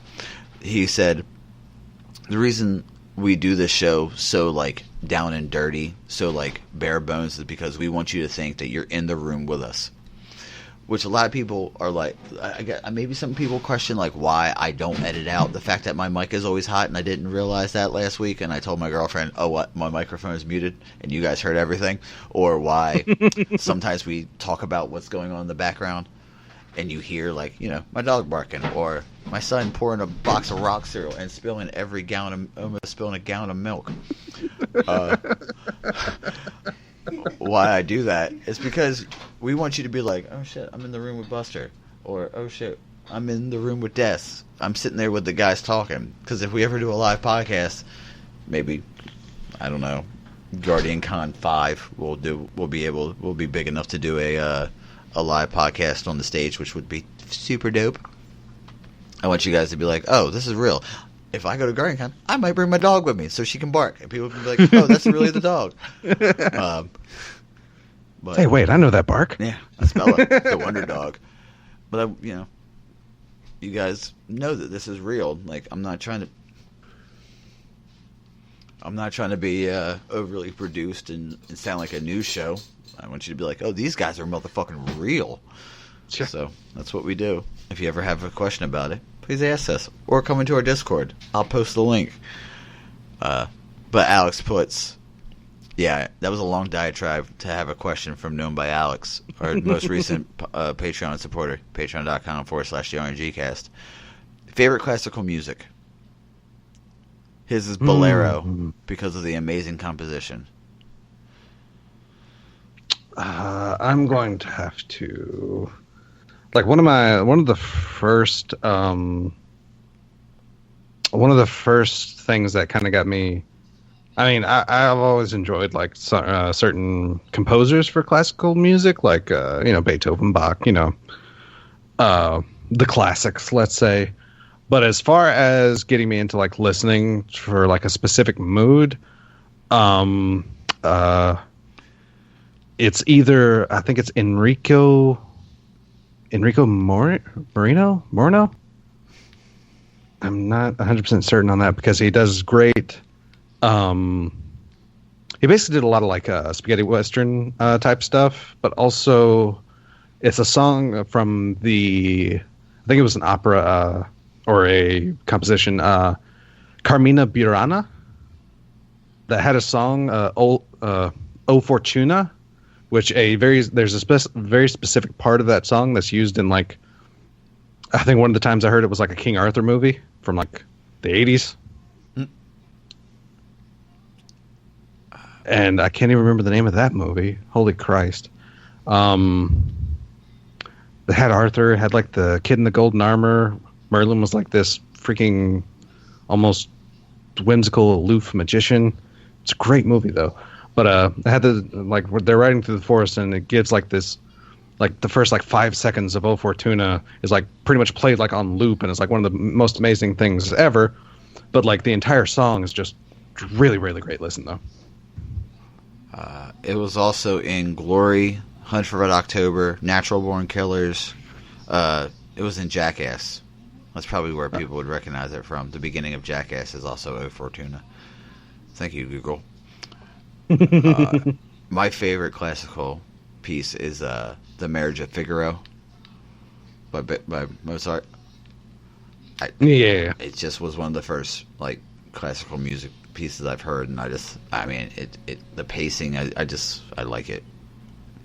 Music is very situational, I guess would be the best play, especially classical music. Classical music is very, very situational. Like, I can't listen like, okay, cool, I'm gonna listen to I guess I'll listen to classical music today. No one ever says that. I mean, some people might. I don't. So, yeah, classical music is definitely, it's one of those iffy things, but I just enjoy music. mm-hmm. Like, I enjoy music that catches my ear. I do not discriminate genres, but like I said, if it'll catch my ear, I'll give it a listen. Yeah. Do you listen to music when you play? Sometimes I do. It's sadly, like some of my hype music right now includes. I'm pretty sure I actually mentioned it on the cast before, but a band that covers video game music and like TV show music, Power Glove, did their take of "Gotta Catch 'Em All," which is a Pokemon song. So if you ever catch me singing the theme song of Pokemon, which might just happen, that's because I'm getting in the moment and getting hype from the rock version of that. So, typically when I play, I'm listening to either music or podcasts. More often than not, I should say I am. I'm listening to a lot of Dayshell, which is a band that I saw the drummer from their band on Dan Drumstone, his Twitch stream. Yeah. He was on there, and he played one of their songs, and I saw it, and I was like, oh, Jesus Christ. Holy fuck. That, yeah, it's pretty dope. It's very, I don't even know. Like, my girlfriend knows, she's like, it's like post-hardcore, and I'm like, I don't know what that means. It's rock to me. It's because every now and then, a guitar riff will kick in, or the drums will kick in. You're like, I listen to it and I'm at the gym, and I'm like, yes, oh, fuck yes, Dayshell. And then one of the songs, like, the song is great, but the best part is he says, the lead singer sings a line, like does a line, and then goes, fuck, and then just keeps singing. I'm like, yeah, I know it's fuck you. He says fuck you, and I'm like, yeah, fuck you. So if you want to listen to some good music, Dayshell. They're at Dayshell on Twitter. They're pretty awesome. And I think the drummer was one of Dan's students. Oh, nice. So, it's super dope. You support once you're on the RngCast, you're part of the revolution. If you listen, you're part of the revolution. We love everybody. We're very I always say one destiny, because people seem to think that we're like it's a competition. It's not a competition. There's enough room for everybody. One destiny. Oh yeah. So that is really cool. Like getting because I think I did mention it was 3 or so weeks ago. I hopped into a party and ended up playing some Crucible matches with. It was me. It was Ben Malone, which I affectionately refer to as Dick. And JC Jesse from Dad's Tales. And we just got in, and it was just really great because it was, it's just 3 podcast people from 3 different podcasts, and here we are, just cutting up, just talking about like freaking like podcast failures and technical difficulties and like sensitivity of certain subjects and such, and it's just like this is like really cool. This bit just to chill out and just being like to talk to like people like the creators like this and just chilling out. It happens, man. Like a lot of people don't think that podcasting you have bloopers. Oh, there's tons of shit happens. Just so many, but you hear most of them because we don't cut them out. So when I said 36 and you said 37, Buster, fuck 37. Okay, keep going. For example.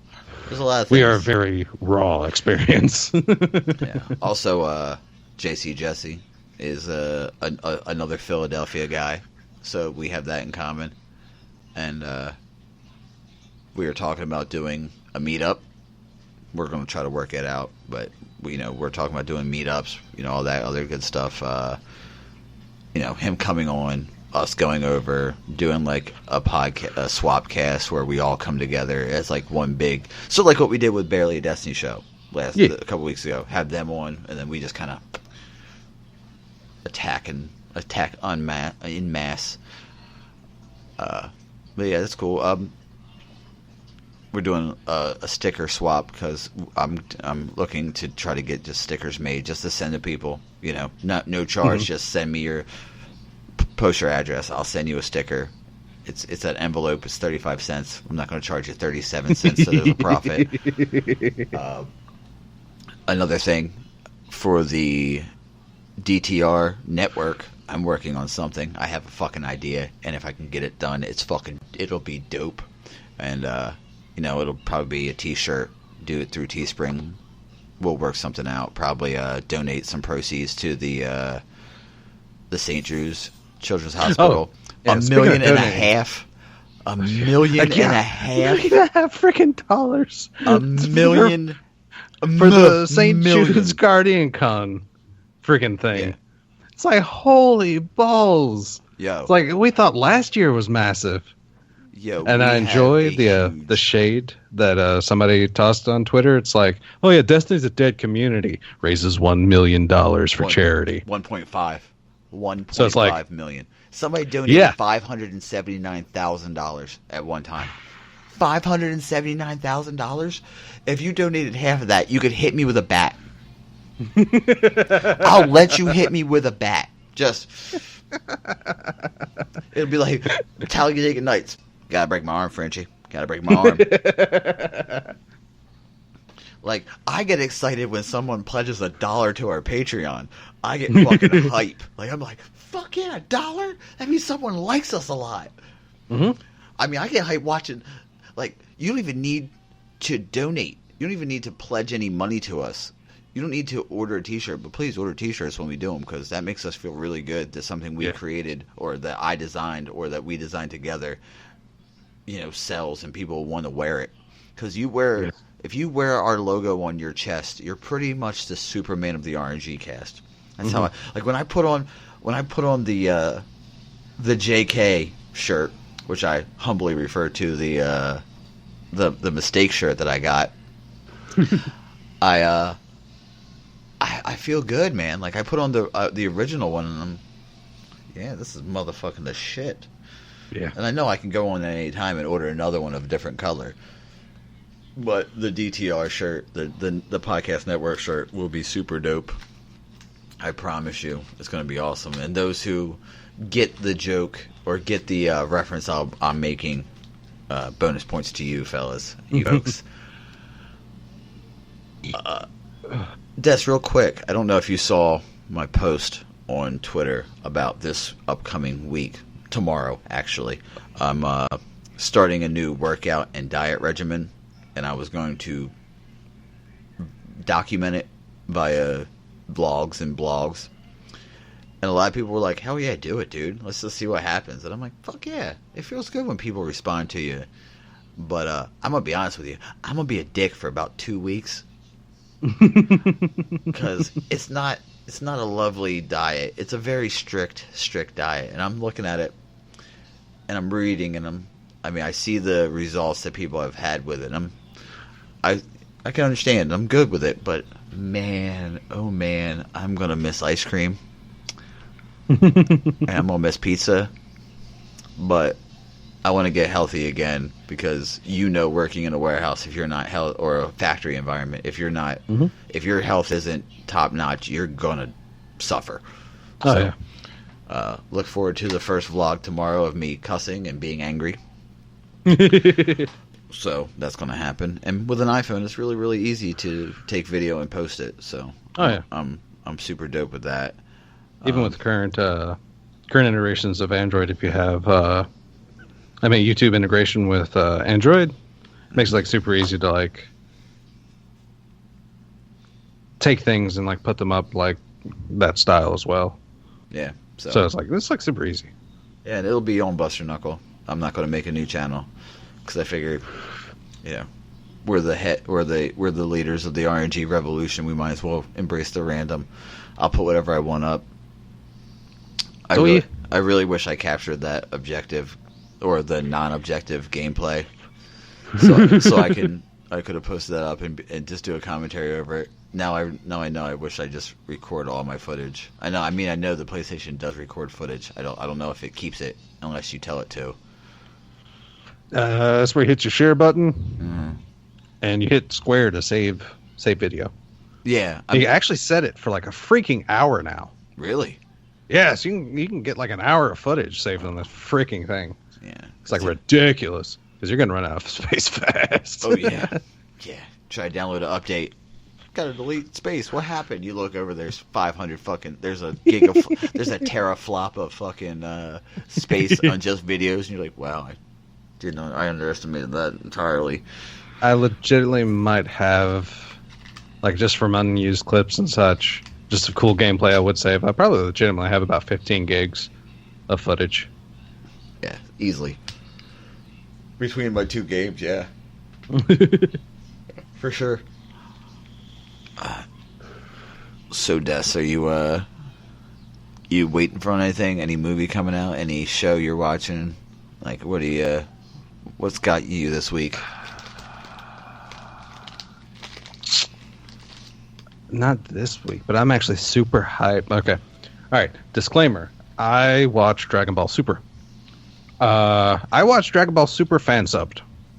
So, kind of the sketchy ground, for a lot of people. But I like watching it, and I'm like super hyped because tomorrow's going to be a new episode.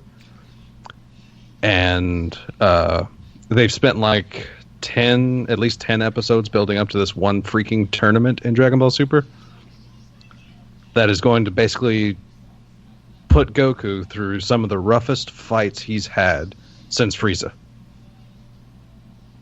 And it is going to be amazing. I mean, if you've watched Dragon Ball Z, it's like a lot of people noticed that Goku never really struggled in a fight after Frieza. Like, Frieza was like the ultimate villain. He's always had like some kind of help or something, but Frieza was like his one-on-one, like hardest fight he ever had. It's like he could have beaten Cell, but he wanted to give Gohan the shot. He could have went Super Saiyan 3 and probably tagged out Buu before he became Kid Buu, but he didn't. But this fight has him at his potential, like his max, like the highest he can. He cannot like go soft in this match because there's already one character that can fight on par with him in this match, and there's at least 5 other people that are as strong, if not stronger, than that person. That Goku actually lost to. For those that do watch Dragon Ball Super, Goku technically lost to an assassin from another universe called Hit. And because Hit has lived apparently for like 1,000 years and has always been as powerful as he was because he never saw the need to grow stronger until he faced Goku. And in his fight with Goku, he actually started improving while fighting Goku because he needed to all of a sudden. And he actually won the fight against Goku. And now it's a rematch with that guy. And like I said, at least like 4 other people that's probably as strong as him. So I'm like super hyped to actually see Goku get wrung out or put through the ropes again. But I will say though, I have watched what could be the infamous Power Rangers movie. Oh, the one that came out? Yeah. I have seen that. Wasn't bad. It was not bad at all. It wasn't bad at all. It's like there was a lot of like because I know of course there's been like a lot of negative stuff around it, like a lot of negative stuff around it. But legitimately, hilariously, like for anyone that actually remembers the intro of the original Power Rangers, season 1 Power Rangers, Zordon asked for 5 teenagers with attitude. Like over-emotional, unpredictable teenagers. Mm-hmm. But anybody that's watched season 1 of Power Rangers, those were not teenagers with they were like paragons of virtue. They were the good guys, like through and through. This Power Rangers movie? Not the case. Those were freaking teenagers with attitude. Good God. Yeah. It's like, because I was actually nervous about watching it because I heard so much crap about like, oh, they're like super like broken home and over emotional people. It's like, They're freaking a set of teenagers. I mean, it's like a legitimate. It's like modern freaking teenager. Mm-hmm. Just a bunch of them suddenly getting called superheroes. So I wasn't too excited with Billy being fully autistic, but it worked for the character. Yeah, and I did love the fact that they did not like it had to be pointed out to me for me to actually fully appreciate it. But it was a remake of a show with a whole lot of silly names. That movie did not shy away from name dropping everything that was happening. Rita Repulsa, that's a silly name, but by God, this psychotic witch is called Rita Repulsa. Mm-hmm. Her monster is Goldar, which the movie monster was very much more intimidating than his name. Oh yeah. But good God, I enjoyed it, and I actually can't wait to see what they're going to do with the 2 sequels that they have freaking contracted out for it. But by God, it was a hidden gem for me. I went in to watch it, like I said, read all the reviews and crap. It's like, I'm not going to enjoy this probably, but it was better than the freaking Power Rangers movie with Ivan Ooze. Oh, God, such a cringe fest to watch now. Oh God, my God, it was. You're like, ooh. Yeah. I mean, I was hyped for it as a kid, but I tried to show my daughter, and I'm just like, oh my God, I liked this. Mm-hmm. When you show your kids something from the past, and you're like, I liked it back then. It was good back then. Please don't judge me. Don't judge me for liking this. I mean, it was a weird time. But I do like how when Rita was like, "Oh, I've killed Rangers before. I'll do it again." I know, right? That was super freaking dark. And even fucking Zordon mentioned that Rita was the original Green Ranger. Yes, I love. Mm-hmm. That's another thing I loved was the fact that movie was not scared to say, "Here's where these Rangers started," which hilariously also lines up sort of like with the original Sentai season. Mm-hmm.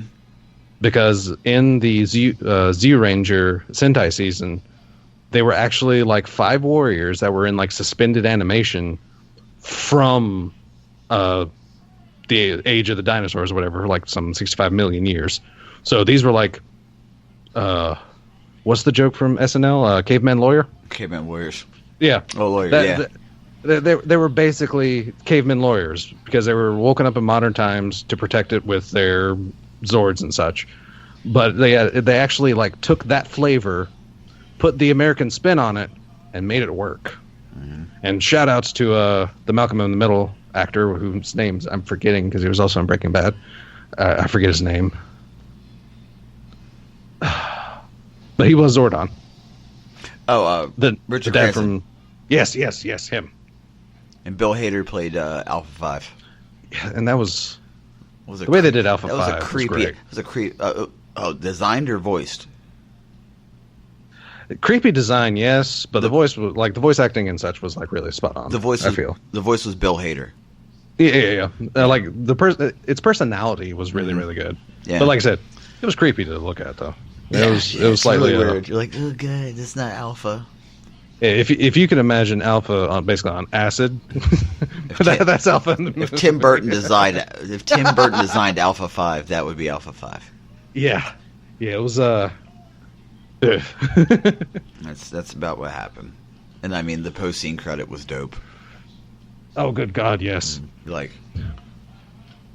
yeah, you know exactly where they're going. Oh, for sure. And they did, and they also mentioned, I don't know if you call it that, the first time, because they don't form the Megazord until the very end, and it's because of the Xeno Crystal. Yeah, oh yeah. And the fact that they introduced the Crystal, which was like season 3 of Power Rangers. I mean, they're like combining a lot and doing. Like I said, they took it just so much further than kind of spoilery, but I mean, come on, Rita Repulsa herself pretty much forecasts so many movies by saying, "You think I'm the only one after the Crystal? Mm-hmm. There's going to be so many more." And it's like, oh, You mean like Zed? You mean like Zed? or the Machine Emperor? Or the Machine Empire? God. Yeah, no, right? So, I mean, I don't like the fact that it did get a lot of, like, negative things, because it was really well done for a remake. I put it, like, for a remake movie, I definitely put it on par with RoboCop. Yeah, the RoboCop was good. Because they captured, like, the essence of it, but put it in a completely different spin. Without getting too far away or staying too close to source material. It walked a very delicate line. And let's give Elizabeth Banks some credit. Because she looked phenomenal in that outfit. God, the fact of how psychotic she was, though, my God. Oh, yeah, she played Psycho very well. And I was like, yo, I didn't think Elizabeth Banks was sexy, but now I kind of do. What's up? Crazy. I mean, she was... I mean, this is like for those that haven't watched it and are like expecting, hammy, breed repulse. No, this chick is psycho. She throws and she fights and she fights. Oh yeah, she's fully capable of fighting. One of my favorite instances in the movie though is in like the first 5 minutes, where Tommy has a debilitating accident that pretty much ruins his entire football career because of a prank. So he gets sent to detention, and Billy Cranston is also in detention for, not really spoilers, but he made his lunchbox explode in his locker, so he got sent to detention.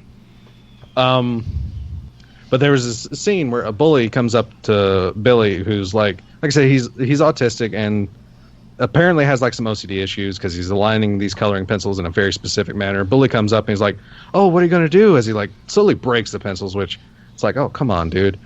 Then Tommy comes up, says some words, and before the bully can talk, so all of a sudden just freaking open hand slaps him, and the bully just stops. He's like, "Did you just slap me?"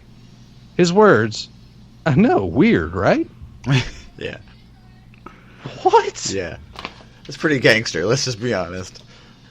It's like one of the most hilarious things I've seen in a movie. That scene was just incredible. Did you just slap me? Yeah, weird, right? Weird, right? And it's like, yeah, I'm Tommy. I'm going to be here for a while, so if you want to get along, it's like, you don't sit near me or him. It's like, you go, Tommy. He's like, come on, that's Tommy right there. That's Red Ranger fight for my friends type crap right there. Yeah. Even though they didn't know each other yet. I say, Jesus Christ, when your girlfriend, fiance, wife watches a show and you're like, I don't know if you've had this, but has Lady Raven ever watched a show and you're like, oh, this is terrible, I don't like it. What happens? What's going on? And then like 30 minutes later, you're balls deep into it. Well, that's what happened to me this week. Because there's a show called Married at First Sight. Mm-hmm. It's exactly what I just said. These relationship experts match two people, and they meet when they say I do. And then it follows their life together from going, I don't know this person, but now we're married. Let's see if I like them. And then at the end of the show, they decide whether they want to be divorced or stay together. This is the 3rd season of this. Oh my God. So I, being the psychopathic OCD completionist that I am, say, well, I have to watch the first 2 seasons, and thankfully Comcast obliges. And I watched a season, and 2 out of the 3 couples get divorced. Now they have a show called Married at First Sight Second Chances, where it's sort of like The Bachelor and The Bachelorette combined. They meet people, they just date them, and they break up with them until they meet the final person, and then that's the person they get back together with. But they don't stay together like, oh, well, we're just dating now. No. The ends with, I do. But this time they're dating the person, so they know them a little well. And meanwhile, I am just balls deep into this show. I am so I'm like, oh my God, I hate this guy. Or, oh my God, I love this person. Like, this is so great. The Married at First Sight, it's funny because you realize how weird it is that, like, yeah, they went on a honeymoon, and then the next episode, the dude was like, we fucking did it. And I'm like, you knew each other for 6 days. I mean, congrats, but that's kind of weird, but I get it. You're married, so technically, I guess, yeah, sure, whatever. Congratulations. Yeah. But he was just so funny because she was like the experts come and visit, and they're like, how's everything? Da da da da da. How's everything going? Like, are you guys making a bond? And he was like, you're fucking right, we made a bond. You fucking right. Like, he just snapped total dude because they were holding hands and being all sweet. Like, yeah, we're getting to know each other and everything's great. And then it shows the dude. He's like, we fucking boned, and I'm fucking losing him. Like, it's so great. It's so great. I also watched Daredevil season 2. Brought that up with the Punisher hallway scene. Fucking dope. I cannot wait because they have been in talks about doing a solo Punisher series. Yes. For it. Yes. 100%. Dude, the way he came out, the way that actor, because he played Shane in The Walking Dead, and my wife was actually into The Walking Dead, really big. Was it John Brockenhall? Something like that? Right? I don't remember his name. I'll get it. Just keep. But yeah, So yeah, I knew the actor from playing Shane in The Walking Dead. And they talked about him being cast as Punisher. And this is one of the few times like they've made like a casting choice, and I sat there and it's like, you know what? If he just plays Shane after Shane goes crazy, he's going to make a great Punisher. I watched Daredevil season 2. This is exactly how the man acts. He acts like Shane after Shane went crazy, and he did a magnificent job. John Bernthal. Bernthal, there we go. Yeah. And apparently it's greenlit. Nice!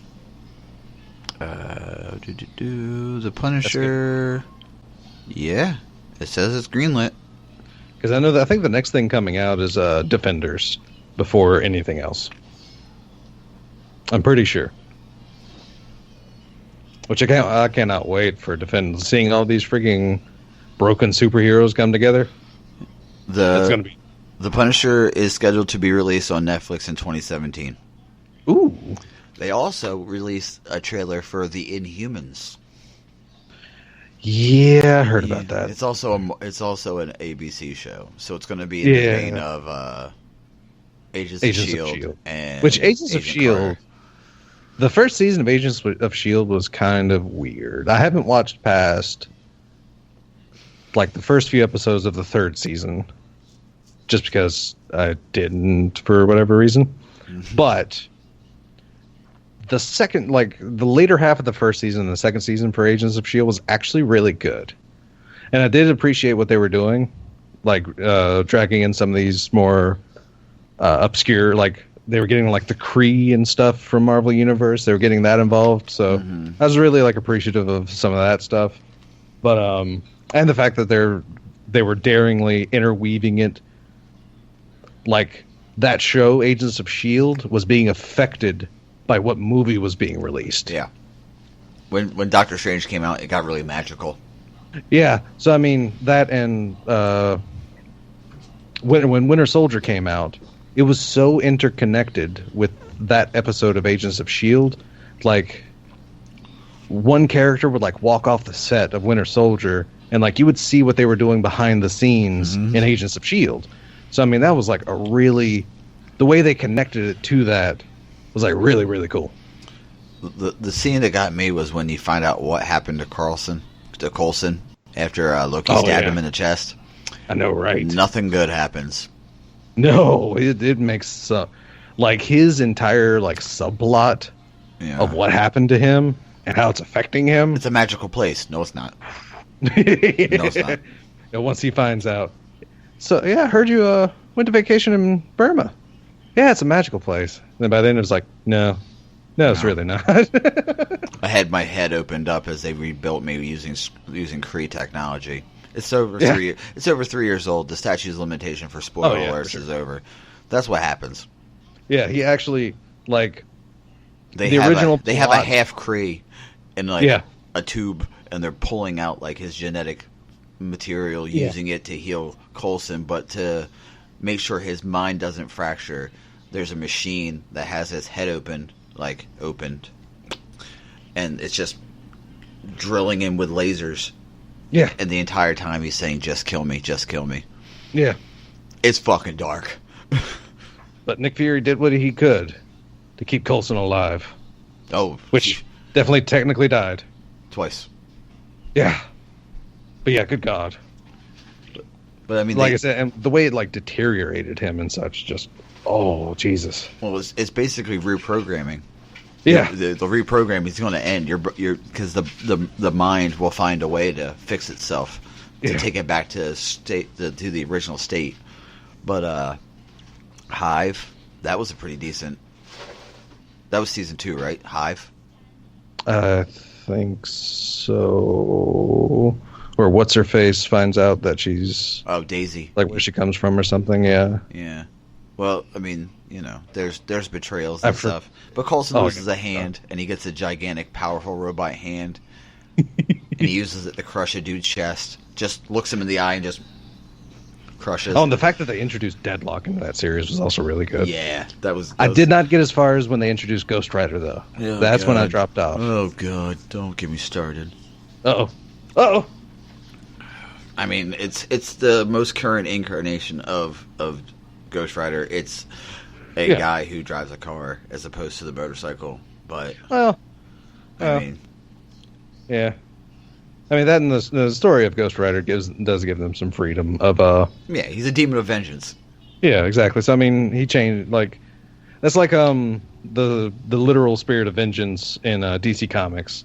It's like I forget what they call him as a hero, but there's like this entity that possesses people and gives them superpowers, but it's a different person, but it's not really a different person because the superhero identity is still the same, I think. Something weird like that. Passed down spiritual memories of the predecessors. Yeah. It's Look, it's like I was actually in a party with another like comic book nerd, and we started talking about comic book movies. I still can't wait to see, because I mean, Marvel movie, like the Marvel Cinematic Universe is pretty much set in like up until like Phase 4 starts. Like Phase 3 is pretty much already set.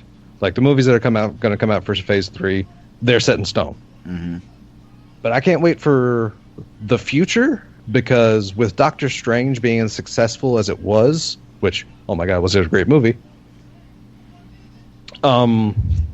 I can't wait to see the more supernatural side and the lesser known side of Marvel coming out. Bring back Constantine. God damn it. That's DC. I know it is, but still, it was supernatural and I liked it. Dude, that is one of Keanu Reeves' best movies too. Oh yeah.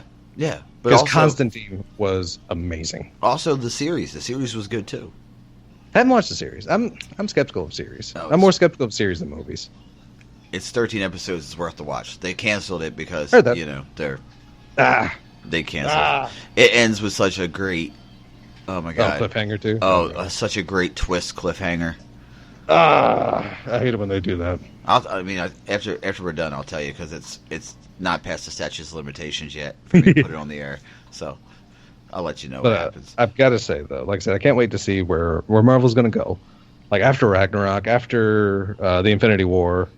After all this gets said and done, I want to see I want to see Blade again. Oh fuck yes!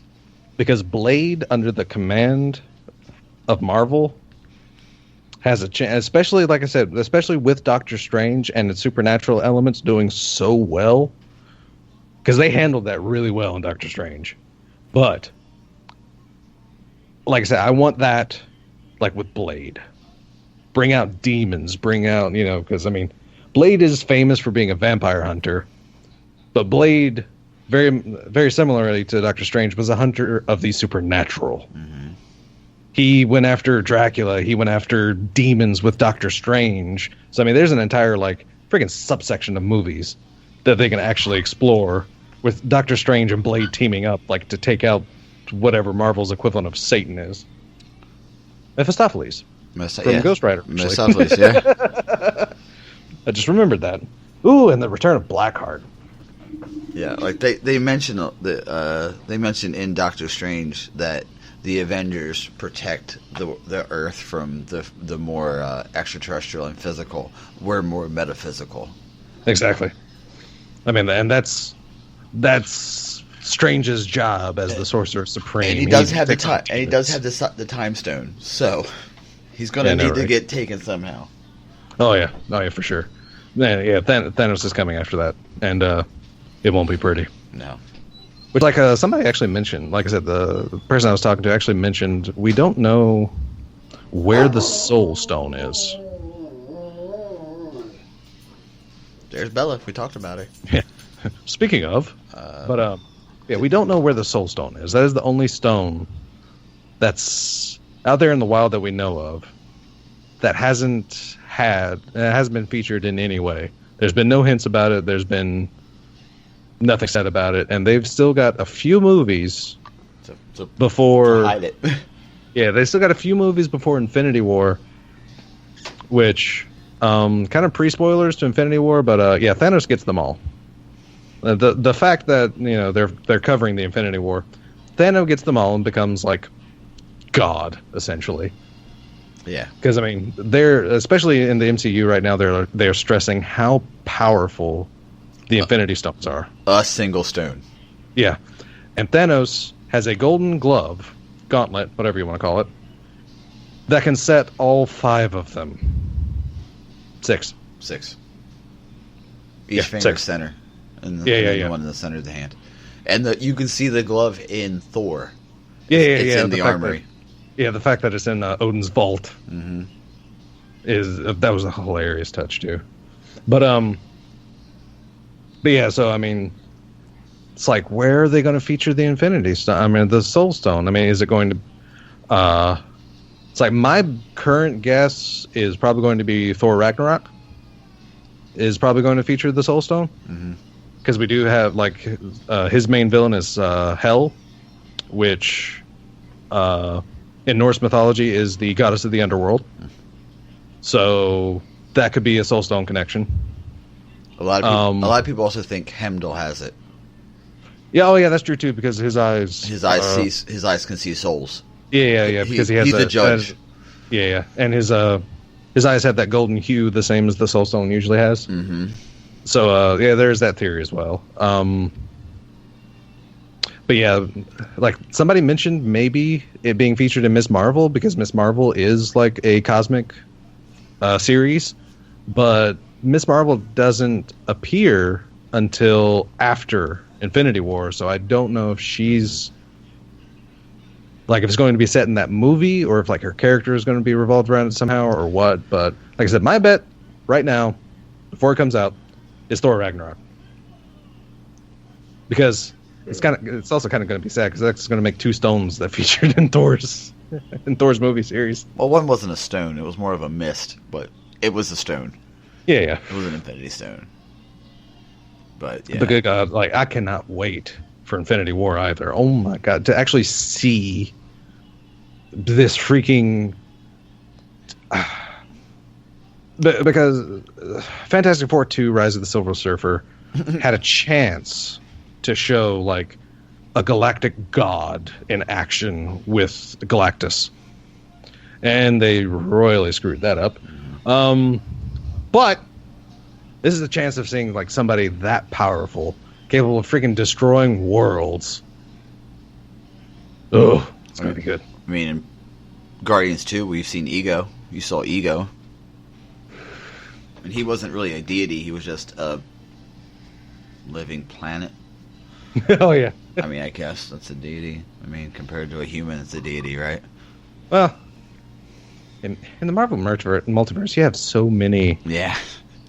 So many levels. Because you got Thor, which was based off the Norse Thor, and his, like, deity-esque.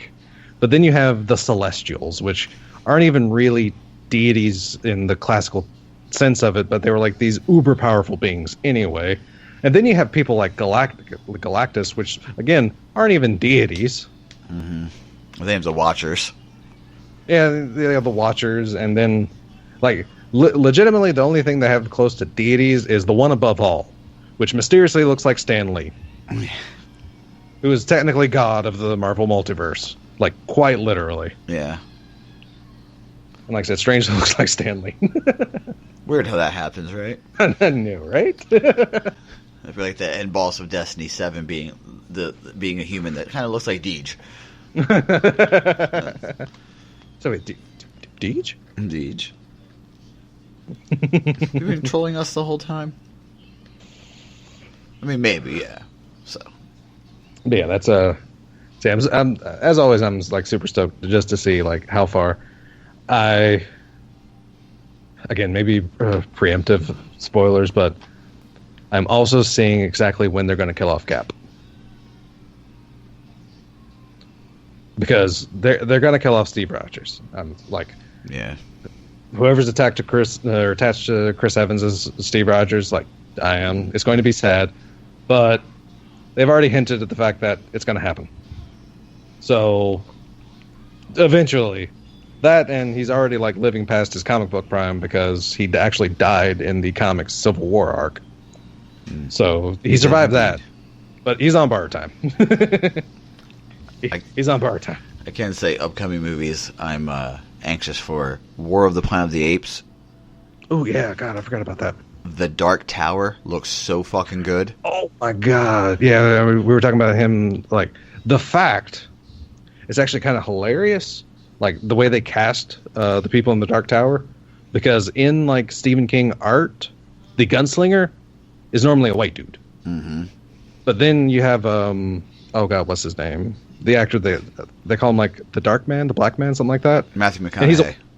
Yeah, Matthew McConaughey, and he's like I say, he's a white dude. So I mean, it's just kind of hilarious that they casted them retrospectively how they don't really look. But I have, oh my God.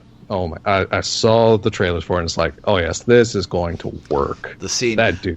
Oh, the scene when he just gets up and they were like, "You're dead." He's like, "I heal fast, I'm good." And he just gets up and walks away. It's like, yeah.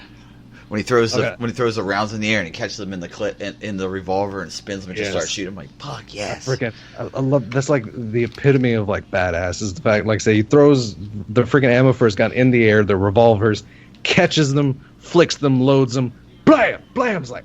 Oh, that is going to be so good to watch. I mean, the missus is into Annabelle because there's a new Annabelle movie coming out. You know, creepy doll, scariness. Ooh. I'm mad, but I'm happy at the same time on this one. The Kingsman, the Golden Circle. Yeah. I'm happy because I loved the first movie. Still haven't gotten around to watching that one. I'm angry because Channing Tatum's in it, but I understand why.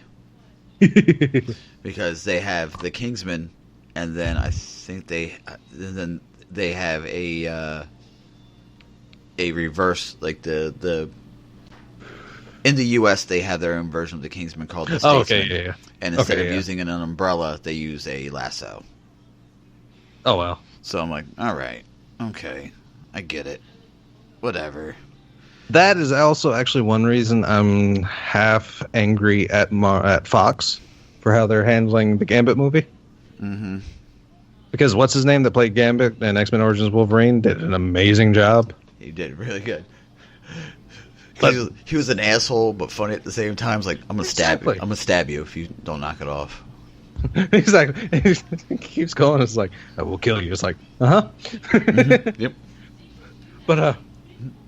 But the fact that they replaced him with Channing Tatum is like, I don't have an issue per se, because anyone that can start their career in a dance movie and not look like a white dude dancing, I can have respect for. But I'm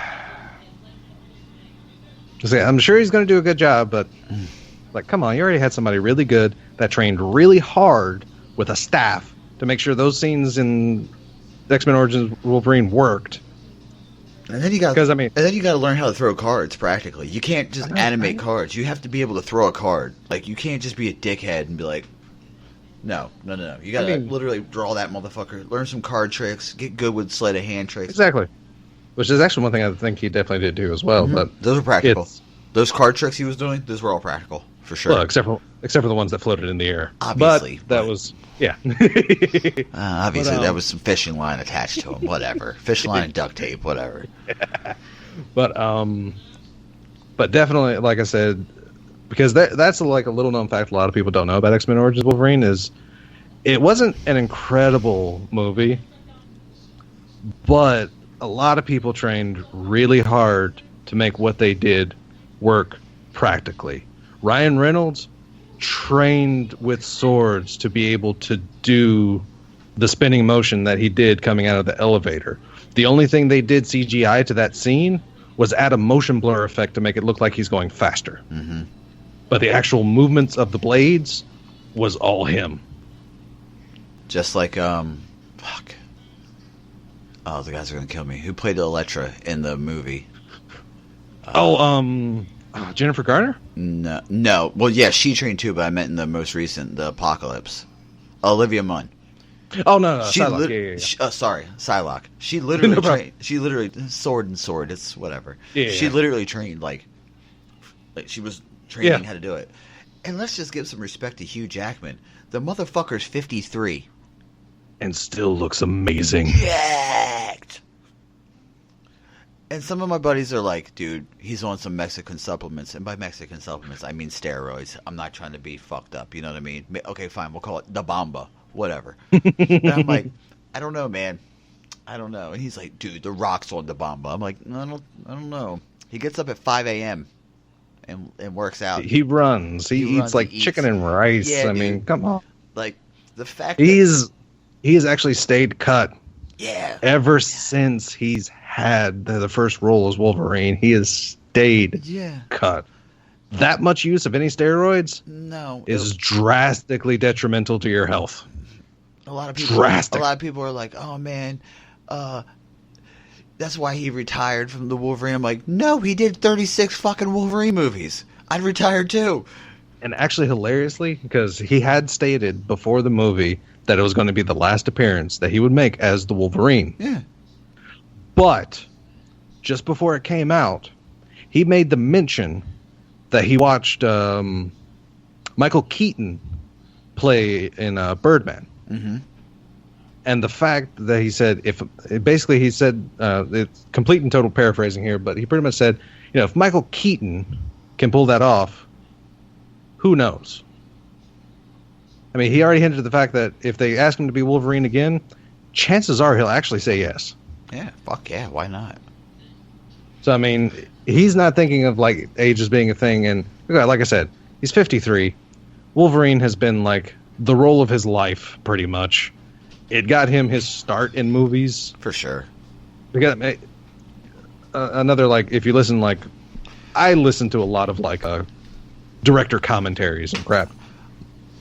So to find out that Hugh Jackman left a play, he was stage acting in a play, ran from that show, like hopped a cab or whatever, and went straight to the casting calls for X-Men. I mean, he got to like his movie start as Wolverine and has like justified it, at least physically, ever since. And he has an incredible sense of humor because he actually walked up to the creator of Wolverine and made mention. He's like, "I'm sorry, I'm so tall." Yeah, because Wolverine's short. Yeah, because for those that do read the comics, 5 foot nothing. Yeah, he's like 5'0". He's like short. Think of a Wolverine. Wolverines are squat. That's how you gotta think of it. He's like wide, squat. He's short. He also played Van Helsing, which was my only complaint about Hugh Jackman as Wolverine. When I first saw him, he's tall. Like me, in the first X-Men movie, as soon as they cut to Canada, me and my brother looked at each other in the movie theater and said, Wolverine. Mm-hmm. Nothing had even happened. They didn't even show him in the cage yet. We knew who they were introducing. And our biggest critique of him at the time was, he's tall. Yeah. Otherwise, great freaking part in the role.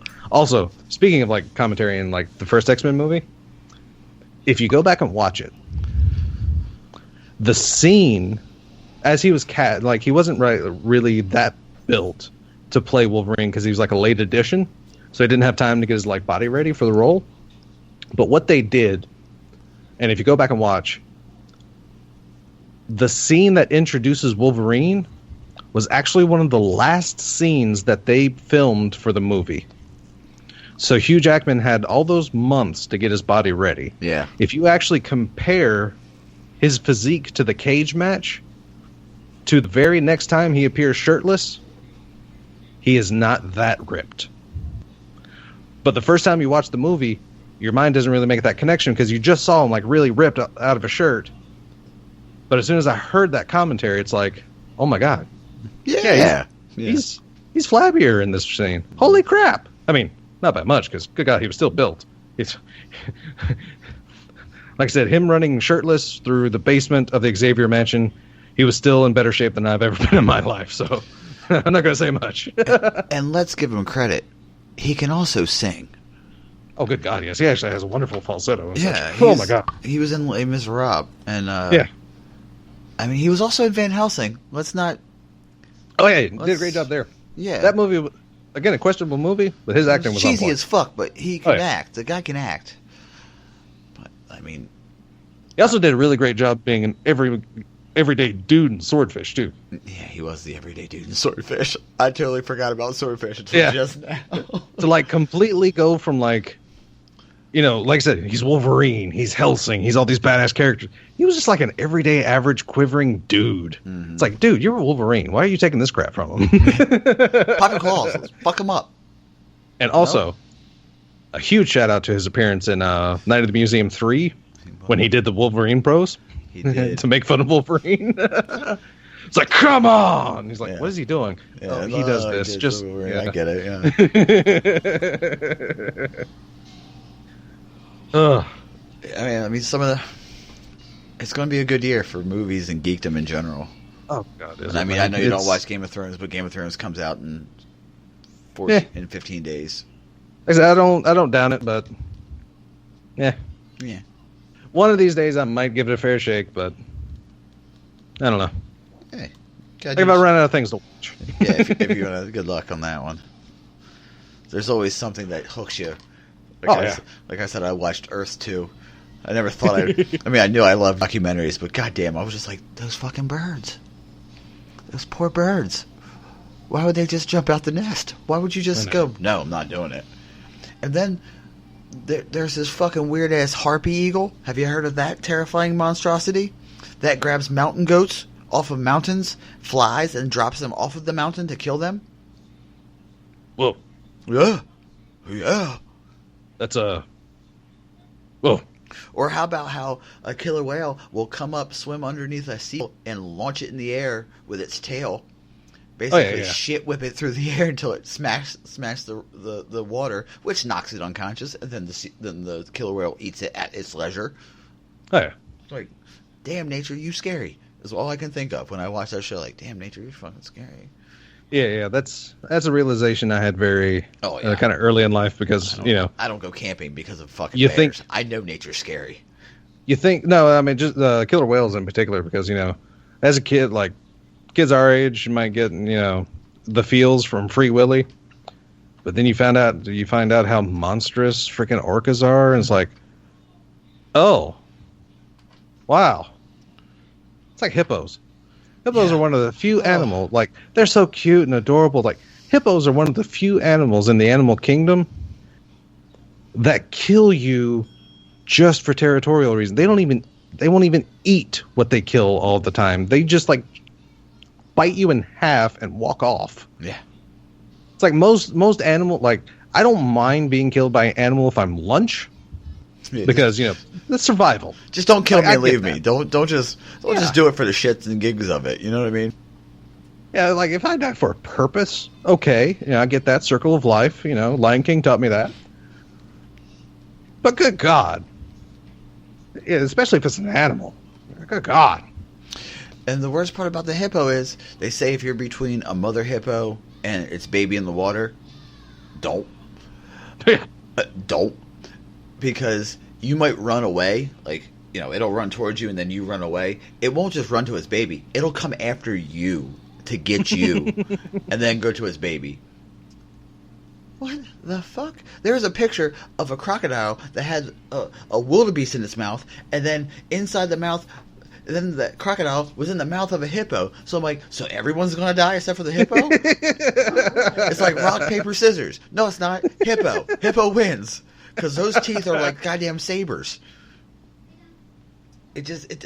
And they're quick. They're quick underwater. Oh, yeah? Those motherfuckers a boogie. They're like...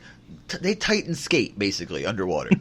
There's a video that I saw, like a little clip, and it's a boat haul-assing. It's like a speedboat.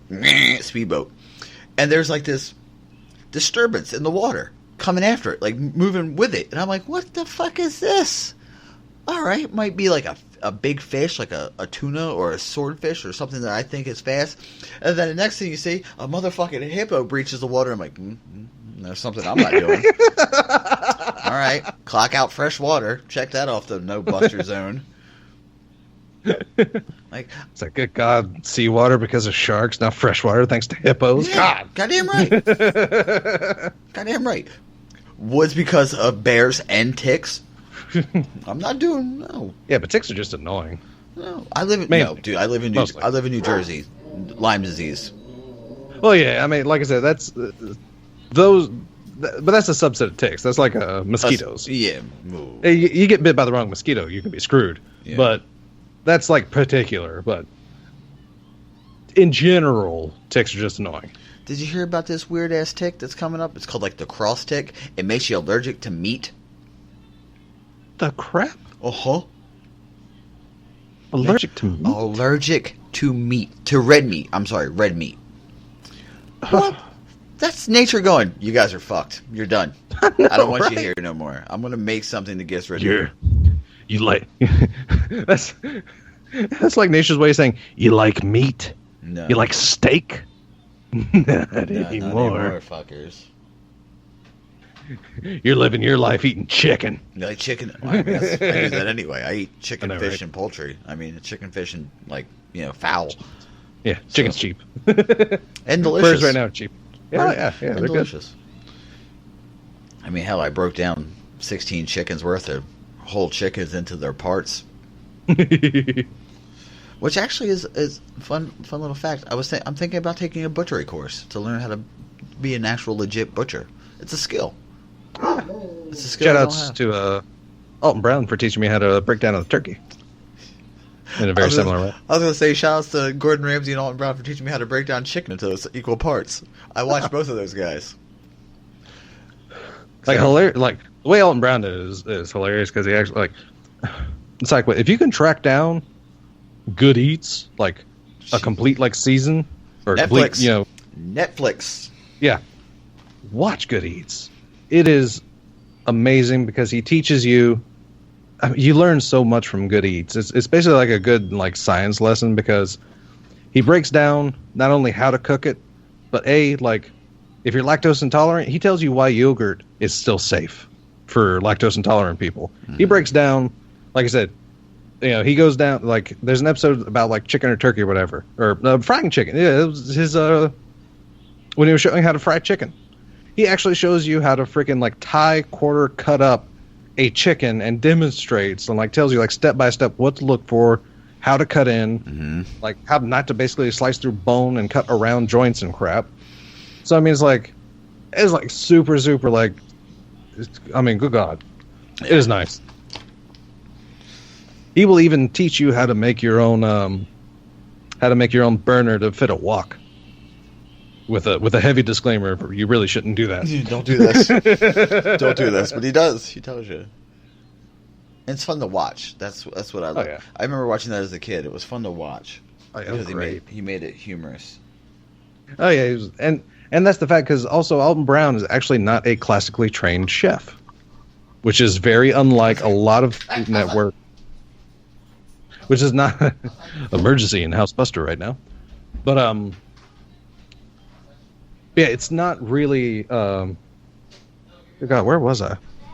Welcome to the Raven Show, where I tumble over everything I say. But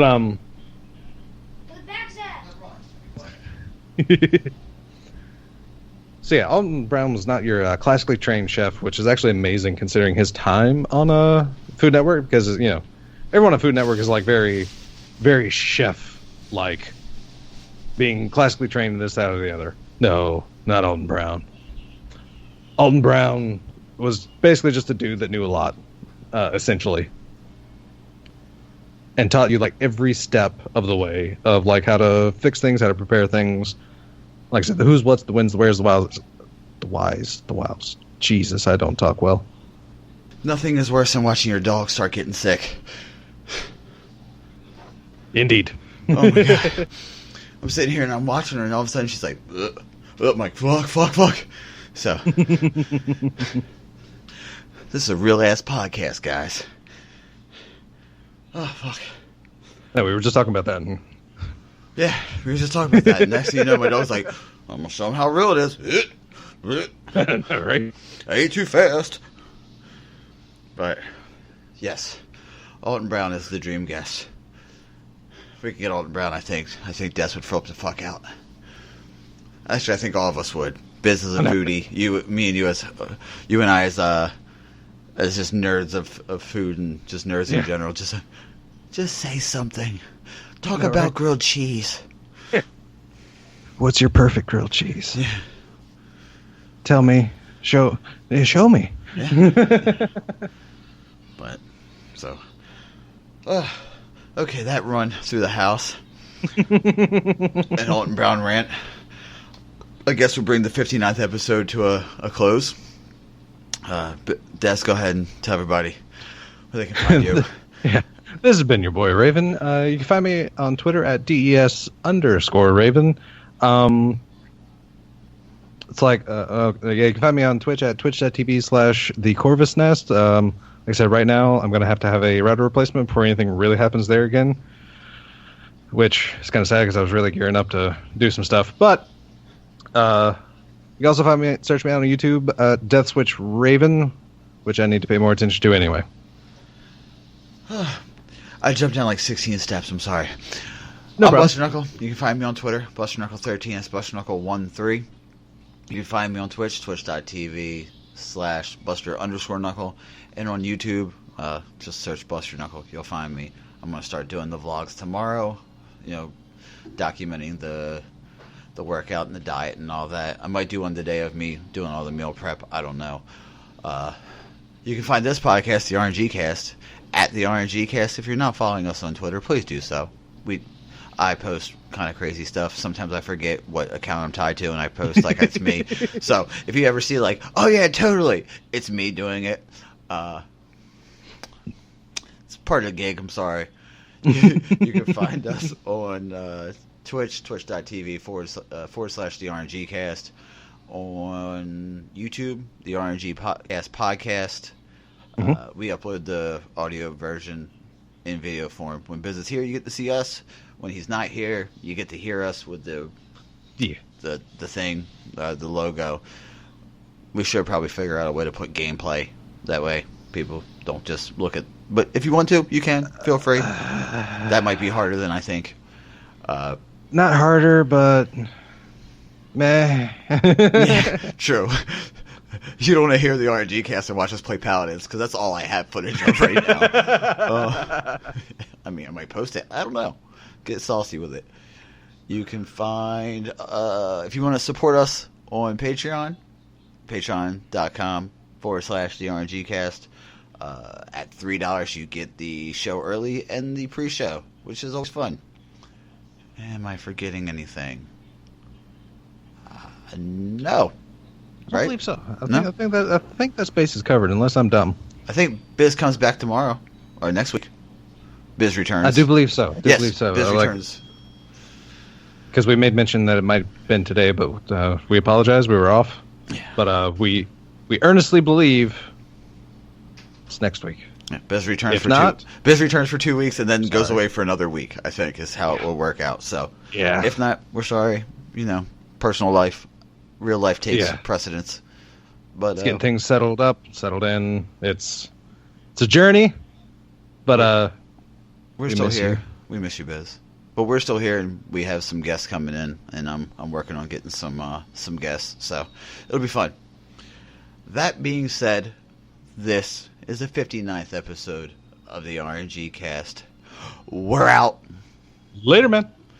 See you all next week. No, seriously, he's going to be here next week, so he can say it. Yeah, so that's what we're doing. So.